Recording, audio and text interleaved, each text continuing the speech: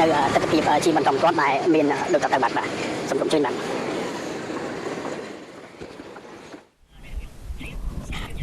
ចាទូរទស្សនិកជនជាទីគោរពនេះគឺជារូបភាពនៅរវាងខេត្តព្រះវិហារដែលក្រុមការងារយើងខ្ញុំបានធ្វើការបង្ហាញជូនគឺជាសកម្មភាពរបស់ក្រុមអ្នកសង្កេតការណ៍អាស៊ានចាដែលកំពុងតែធ្វើការចុះពិនិត្យនិងផ្ទៀងផ្ទាត់គឺចាប់ផ្ដើមតាំងពីវេលាម៉ោង4 រសៀលម្លេះហើយការចាប់ផ្ដើមអនុវត្តក្នុងការកែសម្រួលនៅអាវុធនិងយុទ្ធភពកបំផិតបំផ្លាញធនធានដែលស្ថិតក្នុងដំណាក់កាលទី1នេះពេលនេះគឺនឹងចាប់ផ្ដើមនៅវេលាម៉ោង 6:00 នាទីល្ងាចដំណើរគ្នាជាមួយនឹងភាគីថៃហើយដែលការអនុវត្តនេះគឺស្ថិតក្រោមការផ្ទៀងផ្ទាត់និងពិនិត្យដោយក្រុមអ្នកសង្កេតការណ៍អាស៊ាន AOT ដែលគឺជាការចូលរួមអនុវត្តឲ្យបានម៉ឺងម៉ាត់នៅក្នុងការអនុវត្តនៅសេចក្តីថ្លែងការណ៍រួមទីក្រុងកូឡាឡាំពូដែលបានធ្វើឡើងកាលពីថ្ងៃទី26 ខែតុលាឆ្នាំ2025ហើយក្រុមការងារយើងខ្ញុំគឺបន្ទាប់ពីធ្វើការជម្រាបជូននៅខាងរវាងបន្តិចទៀតនេះនឹងបន្តជម្រាបជូនពីទស្សនវិជ្ជាខាងចំខ្សានវិញម្ដងដែលនឹងមានក្រុមការងាររបស់យើងធ្វើសេចក្តីរាយការណ៍គឺមានលោកឡាយវាសនាដែលកំពុងតែប្រចាំការនៅទីតាំងផ្ទាល់ហើយទូរទស្សនិកជនគឺនេះខ្ញុំក៏សូមជម្រាបជូនផងដែរថានេះគឺជាដំណាក់កាលទី1នៅក្នុងការចាប់ផ្ដើមអនុវត្តរវាងកម្ពុជានិងថៃនៅក្នុងការអនុវត្តការកែសម្រួលអាវុធនិងយុទ្ធភពកបំផ្លិចបំផ្លាញធនធានស្ថិតក្នុងដំណាក់កាលទី1ដែលធ្វើឡើងចេញពីតំបន់ជម្លោះព្រំដែនហើយក្រោមការសង្កេតការណ៍ដោយអ្នកសង្កេតការណ៍អាស៊ានចាហើយជម្រាបជូនថាសម្រាប់កា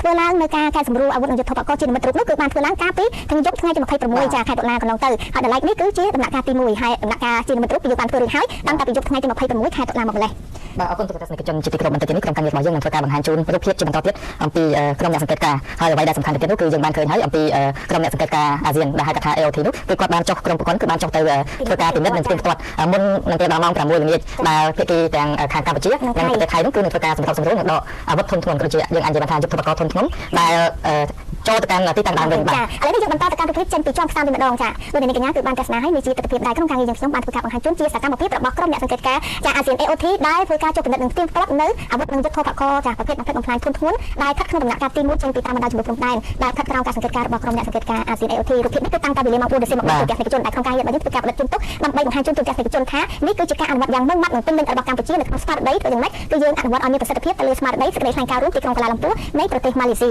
ហើយសូមជម្រាបជូនថាដំណាក់កាលទី1នេះគឺនៅថ្ងៃនេះហើយសម្រាប់ការធ្វើជានិមិត្តរូបតាំងពីយប់ថ្ងៃទី26មកម្លេះដែលកម្ពុជាបានធ្វើការអនុវត្តជានិមិត្តរូបហើយឥឡូវនេះយើងគឺនឹងចាប់ផ្ដើមធ្វើនៅក្នុងដំណាក់កាលទី1ដែលនឹងចាប់ផ្ដើមនៅវេលាម៉ោង 6:00 នាទីល្ងាចបន្តិចទៀតនេះតែទស្សនិកជនហើយនឹងមានសេចក្តីរាយការណ៍បន្ថែមអំពីស្ថានភាពដូចជាទស្សនវិជ្ជានៅក្នុងស្រុកចំខ្សានខេត្តព្រះវិហារដែលក្រុមការងាររបស់យើងនឹងធ្វើការរាយការណ៍ជូនគឺមានលោកឡាយវាសនាដែលកំពុងតែប្រចាំការនៅទីនោះហើយឆ្លៀតក្នុងឱកាសនេះខ្ញុំសូមរំលឹកឡើងវិញខ្លះៗនៅសេចក្តីថ្លែងការណ៍រួមរបស់នាយករដ្ឋមន្ត្រីនៃព្រះរាជាណាចក្រកម្ពុជានិងនាយករដ្ឋមន្ត្រីនៃព្រះរាជាណាចក្រថៃដែលស្អែកពីលទ្ធផលនៃជំនួបរវាងនាយករដ្ឋមន្ត្រីនៃប្រទេសទាំងពីរក្នុងទីក្រុងកូឡាឡាំពូប្រទេសម៉ាឡេស៊ីកន្លងទៅនៅក្នុងអត្ថន័យនោះគឺមាននិយាយអំពីយើងនាយករដ្ឋមន្ត្រីនៃព្រះរាជាណាចក្រកម្ពុជានាយករដ្ឋមន្ត្រីនៃព្រះរាជាណាចក្រថៃនិងដោយមានប្រធានាធិបតីសហរដ្ឋអាមេរិកនិងនាយករដ្ឋមន្ត្រីម៉ាឡេស៊ីធ្វើជាសាក្សីបន្ទាប់ពីបានជួបជុំគ្នានៅទីក្រុងកូឡាឡាំពូប្រទេសម៉ាឡេស៊ីនៅថ្ងៃទី26ខែតុលាឆ្នាំ2025ដែលមានការប្រកាសដោយខាងក្រោមជាមួយនោះគឺយើងសូមបញ្ជាក់ជាថ្មីនៅការបដិញ្ញាចិត្តដ៏រឹងមាំចំពោះសន្តិភាពនិងសន្តិសុខរវាងប្រទេសយើងទាំងពីរដោយបានប្រកាសនៅទីក្រុងពូត្រាចាយ៉ាប្រទេសម៉ាឡេស៊ីដែលបានធ្វើឡើងកាលពីថ្ងៃទី28ខែកក្កដាឆ្នាំ2025ហើយសូមគោលបញ្ជាក់ជាថ្មីនៅការបដិញ្ញាចិត្តយ៉ាងមុតមាំរបស់យើងចំពោះការជៀសវាងការគំរាមកំហែងប្រើប្រាស់ឬប្រើប្រាស់កម្លាំងក្នុងការដោះស្រាយជម្លោះដោយសន្តិវិធីនិងការគោរពព្រំដែនអន្តរជាតិនិងច្បាប់អន្តរជាត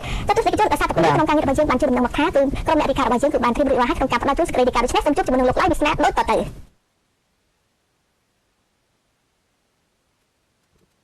ៅបាទសូមគោរពនឹងជំរាបសួរប្រិយមិត្តដែលកំពុងតាមដានទស្សនាការផ្សាយផ្ទាល់ពីកញ្ចក់ទូរទស្សន៍ជាតិកម្ពុជានិងផេកផ្លូវការរបស់ទូរទស្សន៍ជាតិកម្ពុជាជាទីគោរពនិងជាទីមេត្រីខណៈដែលខ្ញុំបាទឡាយវាសនាធ្វើសេចក្តីរាយការណ៍ចេញពីស្រុកជាំខ្សានខេត្តព្រះវិហារដែលខណៈនេះដែរគឺកំពុងតែមានការត្រៀមបាទលក្ខណៈនៃការ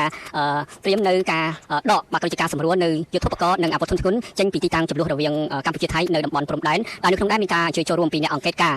រអាស៊ានផងដែរដែលហៅថា AOT នឹងធ្វើការចុះត្រួតពិនិត្យនៅទីតាំងតំបន់ដែលមានការត្រៀមលក្ខណៈនឹងធ្វើការកែសម្រួលយុទ្ធភពកនិងអាវុធធនធ្ងន់ចេញពីទីតាំងនៅទីតាំងតំបន់ប្រឈមរវាងកម្ពុជាថៃនេះផងដែរសូមបញ្ជាក់ជូនផងដែរបន្ទាប់ពីកិច្ចព្រមព្រៀងបាននៅទីក្រុងកូឡាឡាំពូក្រោមកិច្ចព្រមព្រៀងសន្តិភាពនៅក្នុងដែរក៏មានការចុះហត្ថលេខាលើសេចក្តីដោយមានការចុះហត្ថលេខាដោយសម្ដេចមហាបបរធិបតីហ៊ុនម៉ាណែតនាយករដ្ឋមន្ត្រីនៃព្រះរាជាណាចក្រកម្ពុជានិងឯកឧត្តមនាយករដ្ឋមន្ត្រីនៃប្រទេសថៃរួមមានការធ្វើជាសាក្សីដោយប្រធានាធិបតីសហរដ្ឋអាមេរិកដូណាល់ត្រាំរួមជាមួយនឹងឯកឧត្តមនាយករដ្ឋមន្ត្រីប្រទេសម៉ាឡេស៊ីផងដែរសូមបញ្ជាក់ជូនផងដែរនៅក្នុងការដែលមានការរៀបចំការត្រៀមលក្ខណៈសម្រួលយុទ្ធភពកនិងអាវុធធនធ្ងន់ចេញពីទីតាំងតំបន់ប្រឈមរវាងកម្ពុជាថៃនៅតំបន់ចំនួនព្រំដែននេះផងដែរគឺក្រោមគំនិតក៏ដូចជាការរៀបចំក្រោមសេចក្តីព្រមព្រៀងកិច្ចសន្តិភាពរវាងកម្ពុជានិងថៃផងដែរបាទទូរទស្សនិកជនជាទីគោរពផងដែរសូមបញ្ជាក់ជូនផងដែរកិច្ចព្រមព្រៀងដែលបានធ្វើឡើងកាលពីថ្ងៃទី26ខែតុលាឆ្នាំ2025បាននៅឯទីក្រុងកូឡាឡាំពូបាទក្រោមវត្តមានកិច្ចការចុះហត្ថលេខាដោយសម្ដេចមហាបបរធិបតីហ៊ុនម៉ាណែតនាយករដ្ឋមន្ត្រីនៃព្រះរាជាណាចក្រកម្ពុជានិងនាយករដ្ឋមន្ត្រីថៃដោយមានការធ្វើជាសាក្សីដោយប្រធានាធិបតីសហរដ្ឋអាមេរិកឯកឧត្តមដូណាល់ត្រាំនិងឯកឧត្តមអាន់វ៉ាអ៊ីប្រាហ៊ីមបាទនាយករដ្ឋមន្ត្រីនៃប្រទេសម៉ាឡេស៊ីផងដែរ បាទទូរទស្សនិកជនជាទីគោរពបាននេះគឺជាការត្រៀមលក្ខណៈសម្រួលបាទក៏ដូចជាការដកចេញនៅយុទ្ធឧបករណ៍អាវុធធុនធ្ងន់ចេញពីទីតាំងដែលរងចំនួនបាទព្រំដែនចាទូរទស្សនិកជនជាទីគោរពចាក៏គុណចំពោះលោកឡាយវាសនាដែលបានធ្វើដីកាចេញពីស្រុកចំខ្សានខេត្តព្រះវិហារស្ដីអំពីសកម្មភាពដែលក្រុមអ្នកសង្កេតការអាស៊ាន AOT បានធ្វើការចុះពិនិត្យនិងទៀងទាត់មុនពេលចាប់ផ្ដើមការកែសម្រួលអាវុធនិងយុទ្ធផលកបំផ្លិចបំផ្លាញធនធានចេញពីតំបន់ចំនួនបណ្ដោយព្រំដែនទៅកាន់ទីតាំងដើមវិញក្រោមការសង្កេតការនិងទៀងទាត់ដោយក្រុមអ្នកសង្កេតការអាស៊ានដែលហៅថា AOT ទូរទស្សនិកជនខ្ញុំក៏សូមរំលឹកឡើងវិញនៅសេចក្តីប្រកាសរួមដែលធ្វើឡើងកាលពីថ្ងៃម្សិលមិញនេះស្ដីអំពីលទ្ធផលកិច្ចប្រជុំពិសេសនៃគណៈកម្មាធិការព្រំដែនថ្នាក់យុទ្ធភូមិភាគកម្ពុជាថៃដែលហៅថា OBC សម្រាប់ការកែសម្រួលអាវុធនិងយុទ្ធផលកបំផ្លិចបំផ្លាញធនធានរវាងយុទ្ធភូមិភាគទី4នៃព្រះរាជាណាចក្រកម្ពុជានិងយុទ្ធភូមិភាគទី2នៃព្រះរាជាណាចក្រថៃកិច្ចប្រជុំពិសេសនៃគណៈកម្មាធិការព្រំដែនថ្នាក់យុទ្ធភូមិភាគកម្ពុជាថៃហៅថា OBC គឺសម្រាប់ការកែសម្រួលអាវុធនិងយុទ្ធផលកបំផ្លិចបំផ្លាញធនធានរវាងយុទ្ធភូមិភាគទី4នៃព្រះរាជាណាចក្រកម្ពុជានិងយុទ្ធភូមិភាគទី2នៃព្រះរាជាណាចក្រថៃដែលបានធ្វើឡើងនៅថ្ងៃទី31ខែតុលាឆ្នាំ2025ស្ថិតនៅច្រកព្រំដែនអន្តរជាតិអូស្មាត់ខេត្តឧត្តរមានជ័យព្រះរាជាណាចក្រកម្ពុជាដែលកិច្ចប្រជុំនេះត្រូវបានសហប្រធានដោយឯកឧត្តមឧត្តមសេនីយ៍ឯកពៅហេងមេបញ្ជាការយុទ្ធភូមិភាគទី4នៃព្រះរាជាណាចក្រកម្ពុជានិងឯកឧត្តមឧត្តមសេនីយ៍តវិរៈយុទ្ធរៈស៊ីងមេបញ្ជាការយុទ្ធភូមិភាគទី2នៃព្រះរាជាណាចក្រថៃហើយកិច្ចប្រជុំនេះក៏ត្រូវបានចូលរួមសង្កេតការដោយក្រុមអ្នកសង្កេតការអាស៊ាន AOT ប្រចាំនៅប្រទេសកម្ពុជានិងក្រុមអ្នកសង្កេតការអាស៊ាន AOT ដែលប្រចាំនៅប្រទេសថៃកិច្ចប្រជុំនេះក៏ត្រូវបានរៀបចំឡើងតាមស្មារតីនៃលទ្ធផលកិច្ចប្រជុំពិសេសលើកទី2នៃគណៈកម្មាធិការព្រំដែនទូតកម្ពុជាថៃ GBC ដែលបានប្រព្រឹត្តទៅកាលពីថ្ងៃទី23ខែតុលាឆ្នាំ2025ស្ថិតនៅទីក្រុងកូឡាឡាំពូប្រទេសម៉ាឡេស៊ីនិងតាមរយៈស្មារតីនិងគោលការណ៍នៃសេចក្តីថ្លែងការណ៍រួមស្តីពីកិច្ចព្រមព្រៀងសន្តិភាពទីក្រុងកូឡាឡាំពូដែលបានចុះហត្ថលេខាកាលពីថ្ងៃទី26ខែតុលាឆ្នាំ2025ដោយនាយករដ្ឋមន្ត្រីនៃព្រះរាជាណាចក្រកម្ពុជានាយករដ្ឋមន្ត្រីនៃព្រះរាជាណាចក្រថៃនាយករដ្ឋមន្ត្រីនៃប្រទេសម៉ាឡេស៊ីនិងប្រធានាធិបតីនៃសហរដ្ឋអាមេរិកដែលបានឆ្លុះបញ្ចាំងពីការបដិញ្ញាចិត្តរួមនៃប្រទេសទាំង4ក្នុងការជំរុញឲ្យមានដំណាភៀបការកសាងទំនុកចិត្តនិងការគ្រប់គ្រងជំហរយោធាក្នុងតំបន់ដែលប្រកបទៅដោយទំនួលខុសត្រូវហើយដើម្បីជាការអនុវត្តតាមលទ្ធផលកិច្ចប្រជុំពិសេសលើកទី2នៃគណៈកម្មាធិការព្រំដែនទូតកម្ពុជាថៃដែលហៅថា GBC និងសេចក្តីថ្លែងការណ៍រួមតាមរយៈការកែសម្រួលអាវុធធនធានជាដំណាក់កាលនិងការសម្របសម្រួលវិធានការកសាងទំនុកចិត្តលើកកម្ពស់ការជឿទុកចិត្តគ្នានិងស្ថិរភាពគ្នានៅតាមព្រំដែនកម្ពុជាថៃភាគីទាំងពីរបានឯកភាពគ្នាដូចខាងក្រោមក៏ភាគីទាំងពីរបានឯកភាពគ្នាលើចំណាត់ថ្នាក់សព្វវុធជា3ប្រភេទនិងកំណត់និយមនិងកំណត់នៅនិយមដូចខាងក្រោមនេះប្រភេទក Type A ស្ថិតទៅលើប្រព័ន្ធកម្មជ្រួតវង MLOS ដែលមានកំណង់បាញ់ចាប់ពី2ឡើងទៅប្រភេទ Type B គឺសំដៅទៅលើកាំភ្លើងធំគ្រប់ប្រភេទដែលជាប្រភេទអូសសំដៅឬស្វ័យចល័តដែលប្រើប្រាស់ក្បាលគ្រាប់105មីលីម៉ែត្រ122មីលីម៉ែត្រ130មីលីម៉ែត្រ152មីលីម៉ែត្រនិង155មីលីម៉ែត្រប្រភេទកដែលហៅថា Type C គឺសំដៅទៅលើយុទ្ធផលកប្រភេទពីដែកជាពិសេសគឺរថក្រោះប្រយុទ្ធ MBTS ដែលផ្ដល់នូវការការពារចល័តកម្លាំងបាញ់សង្គ្រប់និងការគ្រប់គ្រងផ្ទាល់ដល់កម្លាំងថ្មើរជើងខភាគីទាំងពីរបានបញ្ជាក់ជាថ្មីពីការបដិញ្ញាចិត្តរបស់ខ្លួនក្នុងការប្រកាន់ខ្ជាប់ការគោរពគ្នាទៅវិញទៅមកនិងការប្រកាន់ខ្ជាប់ពេញលេញនៅលទ្ធផលនៃកិច្ចប្រជុំពិសេសលើកទី2គណៈកម្មាធិការព្រំដែនទូតកម្ពុជាថៃ GBC និងគោលការណ៍ដែលមានចែងក្នុងសេចក្តីថ្លែងការណ៍រួមស្តីពីកិច្ចព្រមព្រៀងសន្តិភាពទីក្រុងកូឡាឡាំពូដែលបានចុះហត្ថលេខាកាលពីថ្ងៃទី26ខែតុលាឆ្នាំ2025ក៏គឺភាគីទាំងពីរបានឯកភាពគ្នាក្នុងការកែសម្រួលជាដំណាក់កាលនៅអាវុធទាំង3ប្រភេទគឺមានប្រភេទក ខ និងកក្រោមការសង្កេតការណ៍និងទៀងទាត់របស់ក្រុមអ្នកសង្កេតការអាស៊ាន AOT អនុលោមទៅតាមផែនការសកម្មភាពដែលបានព្រមព្រៀងគ្នាខភាគីទាំងពីរឯកភាពគ្នាក្នុងការសម្របសម្រួលលើការទៀងទាត់ចុងក្រងឯកសារនិងការសង្កេតការណ៍ជាមួយនឹងក្រុមអ្នកសង្កេតការអាស៊ានដែលហៅថា AOT មកភាគីទាំងពីរបានឯកភាពគ្នាចេញសេចក្តីប្រកាសព័ត៌មានដើម្បីជាការផ្ដល់ព័ត៌មានថ្មីៗអំពីវឌ្ឍនភាពនិងការផ្ទៀងផ្ទាត់ដំណើរការដកអាវុធដែលសម្ដៅធានានូវដំណាភៀបគណនេយ្យភាពនិងទំនុកចិត្តជាសាធារណៈនៅក្នុងការអនុវត្តចភាគីទាំងពីរឯកភាពគ្នាថានៅក្នុងករណីដែលភាគីណាមួយលាក់បាំងឬបំភាន់បរិមាណឬប្រភេទអាវុធសកម្មភាពបែបនេះត្រូវបានចាត់ទុកថាជាការកង្វះភាពស្មោះត្រង់ក្នុងការស្ដារប្រក្រតីភាពស្ថិរភាពនិងទំនាក់ទំនងគ្នាទៅវិញទៅមករវាងប្រទេសទាំងពីរដំណើរការនៃការកែសម្រួលអាវុធបំផ្លិចបំផ្លាញធនធានក្នុងដំណាក់កាលទី1ត្រូវធ្វើឡើងក្នុងរយៈពេល3សប្តាហ៍ចាប់ពីថ្ងៃទី1ដល់ថ្ងៃទី21ខែវិច្ឆិកាឆ្នាំ2025ក្រោមការសង្កេតការណ៍និងផ្ទៀងផ្ទាត់ដោយក្រុមអ្នកសង្កេតការអាស៊ានដែលហៅថា AOT គឺកិច្ចប្រជុំមួយរបស់ក្រុមលេខាធិការដ្ឋាននៃគណៈកម្មាធិការព្រំដែនថ្នាក់យុទ្ធភូមិភាគកម្ពុជាថៃ OBC ស្តីពីការរៀបចំផែនការនិងការអនុវត្តលម្អិតនៃដំណាក់កាលទី2នឹងត្រូវធ្វើឡើងនៅថ្ងៃទី15ខែវិច្ឆិកាឆ្នាំ2025គឺក្រោមការសង្កេតការណ៍និងផ្ទៀងផ្ទាត់ដោយក្រុមអ្នកសង្កេតការអាស៊ាន AOT ហើយការកែសម្រួលអាវុធបំផ្លិចបំផ្លាញធនធាននៅក្នុងដំណាក់កាលទី2ត្រូវធ្វើឡើងក្នុងរយៈពេល3សប្តាហ៍ចាប់ពីថ្ងៃទី22ខែវិច្ឆិកាដល់ថ្ងៃទី12ខែធ្នូឆ្នាំ2025ក្រោមការសង្កេតការណ៍និងផ្ទៀងផ្ទាត់ដោយក្រុមអ្នកសង្កេតការអាស៊ាន AOT គឺកិច្ចប្រជុំរបស់ក្រុមលេខាធិការដ្ឋាននៃគណៈកម្មាធិការព្រំដែនថ្នាក់យុទ្ធភូមិភាគកម្ពុជាថៃ OBC ស្តីពីការរៀបចំផែនការនិងការអនុវត្តលម្អិតនៃដំណាក់កាលទី3នឹងត្រូវធ្វើឡើងក្នុងការបរិច្ឆេទណាមួយដែលភាគីទាំងពីរបានឯកភាពគ្នាក្រោមការសង្កេតការណ៍និងផ្ទៀងផ្ទាត់ដោយក្រុមអ្នកសង្កេតការអាស៊ាន AOT ហើយការកែសម្រួលអាវុធបំផ្លិចបំផ្លាញធនធានដំណាក់កាលទី3គឺត្រូវធ្វើឡើងក្នុងរយៈពេល3សប្តាហ៍ចាប់ពីថ្ងៃទី13ដល់ថ្ងៃទី31ខែធ្នូឆ្នាំ2025ក្រោមការសង្កេតការណ៍និងផ្ទៀងផ្ទាត់ដោយក្រុមអ្នកសង្កេតការអាស៊ានដែលហៅថា AOT គឺកិច្ចប្រជុំក្រុមលេខាធិការដ្ឋាននៃគណៈកម្មាធិការព្រំដែនថ្នាក់យុទ្ធភូមិភាគកម្ពុជាថៃ OBC អាចនឹងកោះប្រជុំតាមរយៈប្រព័ន្ធអនឡាញដោយផ្ទាល់តាមការឯកភាពគ្នារវាងភាគីទាំងពីរក្រោមការសង្កេតការណ៍និងទៀងទាត់ដោយក្រុមអ្នកសង្កេតការអាស៊ានដើម្បីធានាបាននូវការសម្របសម្រួលការពិគ្រោះយោបល់ទាន់ពេលវេលានិងការអនុវត្តប្រកបទៅដោយប្រសិទ្ធភាព បាទអរគុណហើយយើងសង្ឃឹមថាកម្ពុជាសង្ឃឹមថានឹងការបាត់ជំហានដ៏វិជ្ជមាននេះគឺជាការរួមចំណែកដ៏កិច្ចខំប្រឹងប្រែងរបស់ប្រទេសទាំងពីរក្នុងការលើកកម្ពស់នៅសន្តិភាពស្ថិរភាពនិងការវិលត្រឡប់ទៅរកប្រកបភាពឡើងវិញក្នុងពេលដ៏ឆាប់ខាងមុខនេះហើយក៏ជារឿងមួយដែលល្អមែនទែននៅពេលដែល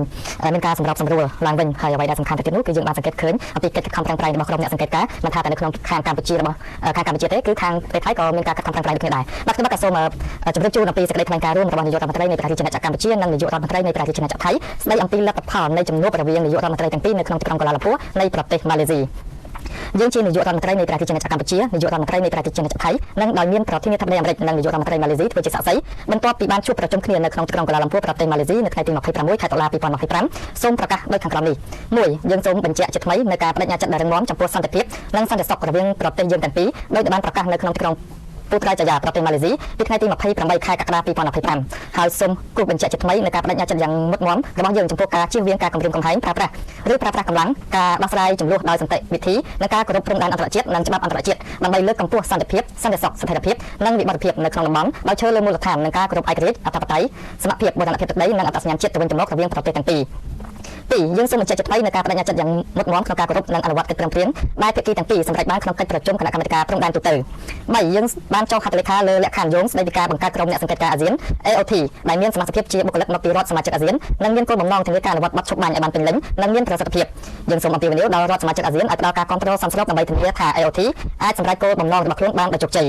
4បន្ថែមពីលើនេះយើងបានបដិញ្ញាចិត្តក្នុងការបន្ថយភាពតានតឹងស្ដារទំនុកចិត្តនិងទំនាក់ទំនងដែលផ្ដល់ផលប្រយោជន៍ទៅវិញទៅមករវាងប្រជាជាតិកម្ពុជានិងប្រជាជាតិថៃដើម្បីសម្រេចបាននិងពង្រឹងគោលបំណងទាំងនេះយើងបានឯកភាពចំពោះជំហានដូចខាងក្រោមដើម្បីធានាការអនុវត្តបទជំបាញ់ឲ្យបានពេញលេញនិងមានប្រសិទ្ធភាពនិងស្ដារឡើងវិញនៅសន្តិភាពសន្តិសុខនិងស្ថិរភាពនៅតាមតំបន់ព្រំដែនអនុវត្តការបន្ធូរបន្ថយភាពតានតឹងផ្នែកយោធាក្រោមការសង្កេតនិងព្រៀងផ្ទាត់របស់ AOT ដោយរួមបញ្ចូលទាំងការដកអាវុធនិងឧបករណ៍បំផ្លិចបំផ្លាញធនធានចេញពីព្រំដែននិងបញ្ជូនត្រឡប់ទៅទីតាំងមូលដ្ឋានយោធាដូចដើមវិញក្នុងបរិបទនេះភាគីទាំងពីរនឹងចាត់តាំងក្រុមការងាររៀងៗខ្លួនដើម្បីពិភាក្សាគ្នាឈានទៅរៀបចំឲ្យបា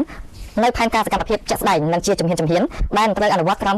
ការសង្កេតការណ៍របស់ IOT ក្រុមអ្នកសង្កេតការណ៍អាស៊ានបណ្ដោះអាសន្នហើយបន្ទាប់មក AOT នៅពេលដែលយន្តការនេះត្រូវបានបង្កើតឡើងបន្ទាប់ពីការចុះហត្ថលេខាលើលក្ខខណ្ឌយោងជាវាងការចែកចាយឬផ្សព្វផ្សាយព័ត៌មានមិនពិតការចោទប្រកាន់ការអះអាងដោយគ្មានភស្តុតាងនិង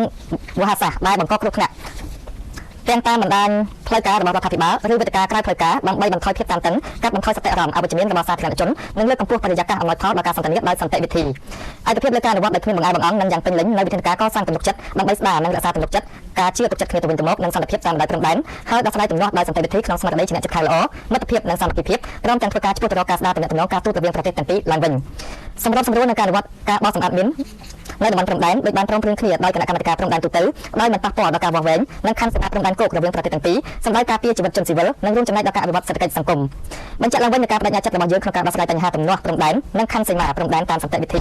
និងច្បាប់អន្តរជាតិដោយជៀសវាងការគំរាមកំហែងប្រើប្រាស់ឬការប្រើប្រាស់កម្លាំងឬទង្វើញុះញង់ហើយទទួលស្គាល់ថាគណៈកម្មាធិការព្រំដែនថ្នាក់ភូមិភាគគណៈកម្មាធិការព្រំដែនទូទៅនិងគណៈកម្មការចម្រុះខណ្ឌសេនាព្រំដែនគឺជាយន្តការទ្វេភាគីដែលមានអាណត្តិការងាររៀងៗខ្លួនសម្រាប់ធ្វើការដោះស្រាយបញ្ហាពាក់ព័ន្ធនឹងព្រំដែនតាមសន្តិវិធីដោយមានការសម្របសម្រួលជាមួយអភិបាលខេត្តស្រុកនៅមូលដ្ឋានសម្ដៅគ្រប់គ្រងស្ថានភាពនៅកន្លែងនៅក្នុងនោះរួមមានការដោះស្រាយបញ្ហានៃការចោទប្រកាន់ពីការទន្ទ្រានដីពីសំណាក់ភាគីណាមួយដោយអនុលោមទៅតាមលទ្ធភាពនៃកិច្ចពិភាក្សារបស់គណៈកម្មការចម្រុះខណ្ឌសេនាព្រំដែននិងការបញ្ឈប់នៅរាល់សកម្មភាពដែលពង្រីកវិសាលភាពចំនួននិងបង្កើនភាពតានតឹង5នៅពេលអនុវត្តវិធានការនៃការរៀបរាប់ខាងលើប្រកបដោយប្រសិទ្ធភាពភាគីទាំងពីរនឹងទទួលស្គាល់ថាអរិយភាពសកម្មបាទទាំងអស់នេះគឺត្រូវបានបញ្ចប់លើពីនេះដើម្បីបង្ហាញពីបំណងប្រាថ្នារបស់ប្រទេសថៃក្នុងការលើកកម្ពស់ទំនុកចិត្តនិងការជឿទុកចិត្តគ្នាទៅវិញទៅមកប្រទេសថៃនឹងដោះលែងឆ្លើយសឹកដោយគ្មានបង្អែបង្អង់6យើងយល់ព្រមបង្កើនកិច្ចសហប្រតិបត្តិការនិងការចែករំលែកនិងកិច្ចខិតខំប្រឹងប្រែងផ្សព្វផ្សាយជាយុទ្ធសាស្ត្រព្រមទាំងពង្រឹងការគ្រប់គ្រងព្រំដែនដើម្បីទប់ស្កាត់និងបង្ក្រាបឧក្រិដ្ឋកម្មឆ្លងដែនដែលប៉ះពាល់ដល់ប្រជាជនរបស់យើងទាំងពីរនិងសហគមន៍អន្តរជាតិជាទូទៅផងដែរ7យើងទទួលស្គាល់ពីភាពចាំបាច់ត្រូវកំណត់នៅមាគ៌ាសម្រាប់អនាគតដ៏ភ្លឺស្វាងមួយដែលមិនជាប់ជំពាក់នៅចំណងចំនួនពីអតីតកាលរដ្ឋាភិបាលទាំងពីរបញ្ជាក់ជាថ្មីអំពីការបដិញ្ញាចិត្តក្នុងការដោះស្រាយចំនួនដោយសន្តិវិធីដោយគោរពយ៉ាងពេញលេញចំពោះច្បាប់អន្តរជាតិក៏ដូចជាសន្ធិសញ្ញានិងកិច្ចព្រមព្រៀងដែលមានស្រាប់លក្ខខណ្ឌទាំងនេះត្រូវបានបង្កើតឡើងសម្រាប់ឲ្យប្រទេសរបស់យើងមើលឆ្ពោះទៅមុខហើយចាប់ផ្ដើមកសាងទំនាក់ទំនងជាអ្នកជិតខាងគ្នាស្របតាមខ្លឹមសារនិងស្មារតីនៃធម្មនុញ្ញអង្គការសហប្រជាជាតិនិងគោលការណ៍ដែលមានចែងក្នុងរដ្ឋធម្មនុញ្ញអាស៊ានស្ដីពីការដោះស្រាយចំនួនដោយសន្តិវិធីដោយត្រួសត្រាយផ្លូវសម្រាប់ការចាប់ផ្ដើមនៅទំព័រថ្មីនៃសន្តិភាពនិងកិច្ចសហប្រតិបត្តិការរវាងប្រទេសយើងទាំងពីរ8យើងសូមថ្លែងសម្ដែងនៅការ នៅទំនុកចិត្តថាកិច្ចប្រជុំនេះដោយមានវត្តមានការគ្រប់គ្រងពីសំណាក់ប្រធានាធិបតីដូណាល់ត្រាំនៃសហរដ្ឋអាមេរិកនិងនាយករដ្ឋមន្ត្រីអាន់វ៉ាអ៊ីប្រាហ៊ីមនៃប្រទេសម៉ាឡេស៊ីគឺជាមូលដ្ឋានគ្រឹះដ៏រឹងមាំសម្រាប់ការគ្រប់គ្រងគ្នាទៅវិញទៅមកនិងការជំរុញសន្តិភាពនៅក្នុងតំបន់យើងខ្ញុំសូមកត់សម្គាល់ដោយកត់សរសើរយ៉ាងជ្រាលជ្រៅបំផុតចំពោះការចូលរួមចំណែកយ៉ាងសំខាន់របស់ប្រធានាធិបតីអាមេរិកក្នុងការជំរុញការស្ដារឡើងវិញនៅទំនាក់ទំនងទ្វេភាគីប្រកបដោយផ្លែផ្ការរវាងព្រះរាជាណាចក្រកម្ពុជានិងព្រះរាជាណាចក្រថៃចាអរគុណទូទាំងអ្នកជនចានេះខ្ញុំសូមរំលឹកឡើងវិញថានេះគឺជាសកម្មភាពដែលក្រុមការងារយើងខ្ញុំបានធ្វើការបដិជូនលោកអ្នកនាងកញ្ញាបានទស្សនានៅសកម្មភាពដែលក្រុមអ្នកសង្កេតការណ៍អាស៊ានខាងភាគីកម្ពុជាដែលបានចុះត្រួតពិនិត្យនិងសង្កេតការណ៍មុនពេលចាប់ផ្ដើមការអនុវត្តនៅសកម្មភាពការកែសម្រួលអាវុធនិងយុទ្ធភកបំផ្លិចបំផ្លាញធនធានដែលស្ថិតក្នុងដំណាក់កាលទី1ចេញពីតំបន់ចំនួនតាមបណ្ដាព្រំដែនដែលស្ថិតក្រោមការសង្កេតការណ៍របស់អ្នកសង្កេតការណ៍អាស៊ាន AOT ហើយសូមជម្រាបជូនថាដំណើរការនៃការចាប់ផ្ដើមនៅក្នុងការកែសម្រួលនិងដកអាវុធប្រភេទធនធាននេះគឺនឹងចាប់ផ្ដើមនៅវេលាម៉ោង 6:00 នាទីល្ងាចគឺដំណើរគ្នាទៅនឹងភាគីថៃហើយក៏ស្ថិតក្រោមការសង្កេតការណ៍ដោយក្រុមអ្នកសង្កេតការណ៍អាស៊ាននៅខាងភាគីថៃផងដែរដើម្បីជាការអនុវត្តនៅស្មារតីចាយ៉ាងម៉ឺងម៉ាត់និងពេញលេញប្រកបដោយប្រសិទ្ធភាពនៅសេចក្តីថ្លែងការណ៍រួមទីក្រុងកាឡាឡាំពូដែលបានធ្វើឡើងកាលពីវេលាចាប់ថ្ងៃទី26 ខែ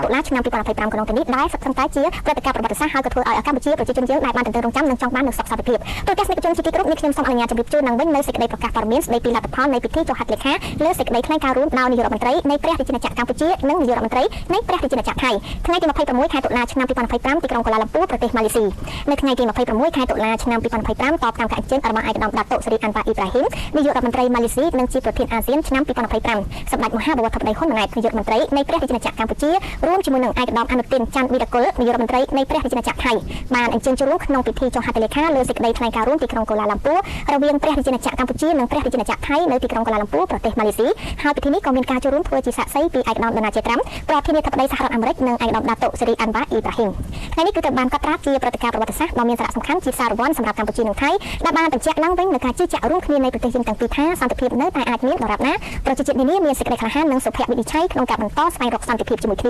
តាំងនាមប្រជាជនកម្ពុជាសម្ដេចធិបតីនាយករដ្ឋមន្ត្រីហ៊ុនម៉ាណែតបានថ្លែងអំណរគុណយ៉ាងជ្រាលជ្រៅបំផុតចំពោះឯកឧត្តមប្រធានាធិបតីដូណាល់ជាត្រាំក្នុងភាពជាអ្នកដឹកនាំដ៏ម៉ឺងម៉ាត់និងការបដិញ្ញាចិត្តយ៉ាងខ្ជាប់ខ្ជួនក្នុងការគ្រប់គ្រងសន្តិភាពជានិរន្តរ៍រវាងកម្ពុជានិងថៃនិងចំពោះកិច្ចខិតខំប្រឹងប្រែងដោយមិនគិតពីការនឿយហត់ក្នុងការជួយធ្វើឲ្យសមិទ្ធផលនេះក្លាយជាការពិត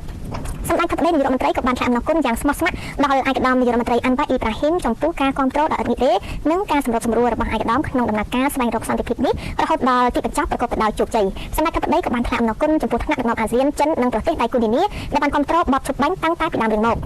កម្ពុជាបញ្ជាក់ជាថ្មីនឹងការបដិញ្ញាចិត្តយ៉ាងមុតមមក្នុងការអនុវត្តយ៉ាងពេញលេញនិងដោយភាពស្មោះត្រង់នៅសេចក្តីថ្លែងការណ៍រួមនេះនឹងបន្តកិច្ចសហប្រតិបត្តិការជិតស្និទ្ធជាមួយប្រទេសថៃនិងដៃគូទាំងអស់ដើម្បីធានាថាសន្តិភាពនេះនៅស្ថិតស្ថេរនិងនាំមកនូវផលប្រយោជន៍ជាក់ស្ដែងជូនដល់ប្រជាជននៃប្រទេសទាំងពីរសម្ដេចធិបតីនាយករដ្ឋមន្ត្រីក៏បានអំពាវនាវឲ្យមានការបន្តគាំទ្រនិងរួមចំណែករបស់សហគមន៍អន្តរជាតិនិងដៃគូនានាដើម្បីធានាសម្ដេចបានជាផ្លែផ្កានៃសេចក្តីថ្លែងការណ៍រួមនេះហើយឆ្លៀតក្នុងឱកាសនេះសម្ដេចធិបតីនាយករដ្ឋមន្ត្រីសង្ឃឹមយ៉ាងមុតមមចំពោះការដោះលែងទាហានកម្ពុជាទាំង18នាក់ជាបន្តក្រោមហេតុផលមនុស្សធម៌និងស្របតាមការឯកភាពគ្នាក្នុងសេចក្តីថ្លែងការណ៍រួមនេះជាចុងក្រោយដោយទទួលស្គាល់ការលះបង់ដ៏ធំធេងនិងកិច្ចខិតខំប្រឹងប្រែងយ៉ាងម៉ឺងម៉ាត់របស់ឯកឧត្តមប្រធានាធិបតីដូណាល់ជាត្រាំក្នុងការលើកកម្ពស់សន្តិភាពមិនត្រឹមតែរវាងកម្ពុជានិងថៃប៉ុណ្ណោះទេថែមទាំងក្នុងចំណោមប្រជាជាតិទាំងឡាយនិងដើម្បីបង្ហាញនូវការដឹងគុណរបស់ប្រជាជនកម្ពុជាសម្ដេចនាយករដ្ឋមន្ត្រីហ៊ុនម៉ាណែតបានប្រកាសស្នើឯកភាពឯកឧត្តមប្រធានាធិបតីដូណាល់ត្រាំសម្រាប់ពានរង្វាន់ Nobel សន្តិភាពបាទអញ្ចឹងគឺមិនថាប្រជាជនកម្ពុជាប៉ុណ្ណោះទេគឺមានប្រជាជនជាច្រើននៅលើពិភពលោកក៏បានប្រកាសគ្រប់គ្រងឲ្យប្រធានាធិបតីដូណាល់ត្រាំគឺទទួលបាននៅពានរង្វាន់ Nobel សន្តិភាពដោយសារតែអាដាមប្រធានាធិបតីដូណាល់ត្រាំគឺបានចូលរួមក្នុងការដោះស្រាយបញ្ហាទាំងនោះមិនមែនតែនៅក្នុងប្រទេសកម្ពុជានិងថៃប៉ុណ្ណោះទេគឺនៅលើពិភពលោកហើយអ្វីដែលយើងពិតជាស្ងប់ស្ងាត់និងគួរឲ្យកត់សរសើរទៅទៀតនោះគឺមានទាំងប្រធានាធិបតីសហរដ្ឋអាមេរិករួមជាមួយនឹងអាដាមអាន់វ៉ាអ៊ីប្រាហ៊ីមដែលជានាយករដ្ឋមន្ត្រីនៃប្រទេសម៉ាឡេស៊ីដែលជាប្រធានបដូវអាស៊ាននោះគឺបានបំពេញតួនាទីយ៉ាងល្អឥតខ្ចោះក្នុងការជួយដោះស្រាយបញ្ហានៅក្នុងប្រទេសកម្ពុជានិងប្រទេសថៃក៏សូមចូលរួមថ្លែងអរគុណចំពោះការចូលរួមគ្រប់គ្រងរបស់សាធារណរដ្ឋប្រជាជនចិនជាមួយនឹងសហគមន៍អន្តរជាតិផ្សេងៗជាច្រើនទៀតក្នុងដំណើរការនៅក្នុងការស្វែងរកសន្តិភាពដ៏មានតម្លៃនៅក្នុងប្រទេសកម្ពុជារបស់យើងចាទស្សនិកជននេះខ្ញុំសូមអនុញ្ញាតជម្រាបជូនឡើងវិញនៅសេចក្តីប្រកាសព័ត៌មានរួមស្តីពីលទ្ធផលកិច្ចប្រជុំពិសេសនៃគណៈកម្មាធិការព្រំដែនថ្នាក់យុទ្ធភូមិភាគកម្ពុជាថៃ OBC សម្រាប់ការកែសម្រួលអាវុធនិងយុទ្ធភូមិបំផ្លិចបំផ្លាញធនធានរវាងយុទ្ធភូមិភាគទី4នៃព្រះរាជាណាចក្រកម្ពុជានិងយុទ្ធភូមិភាគទី2នៃព្រះរាជាណាចក្រថៃកិច្ចប្រជុំពិសេសនៃគណៈកម្មាធិការព្រំដែនថ្នាក់យុទ្ធភូមិភាគកម្ពុជាថៃ OBC សម្រាប់ការកែសម្រួលអាវុធនិងយុទ្ធភូម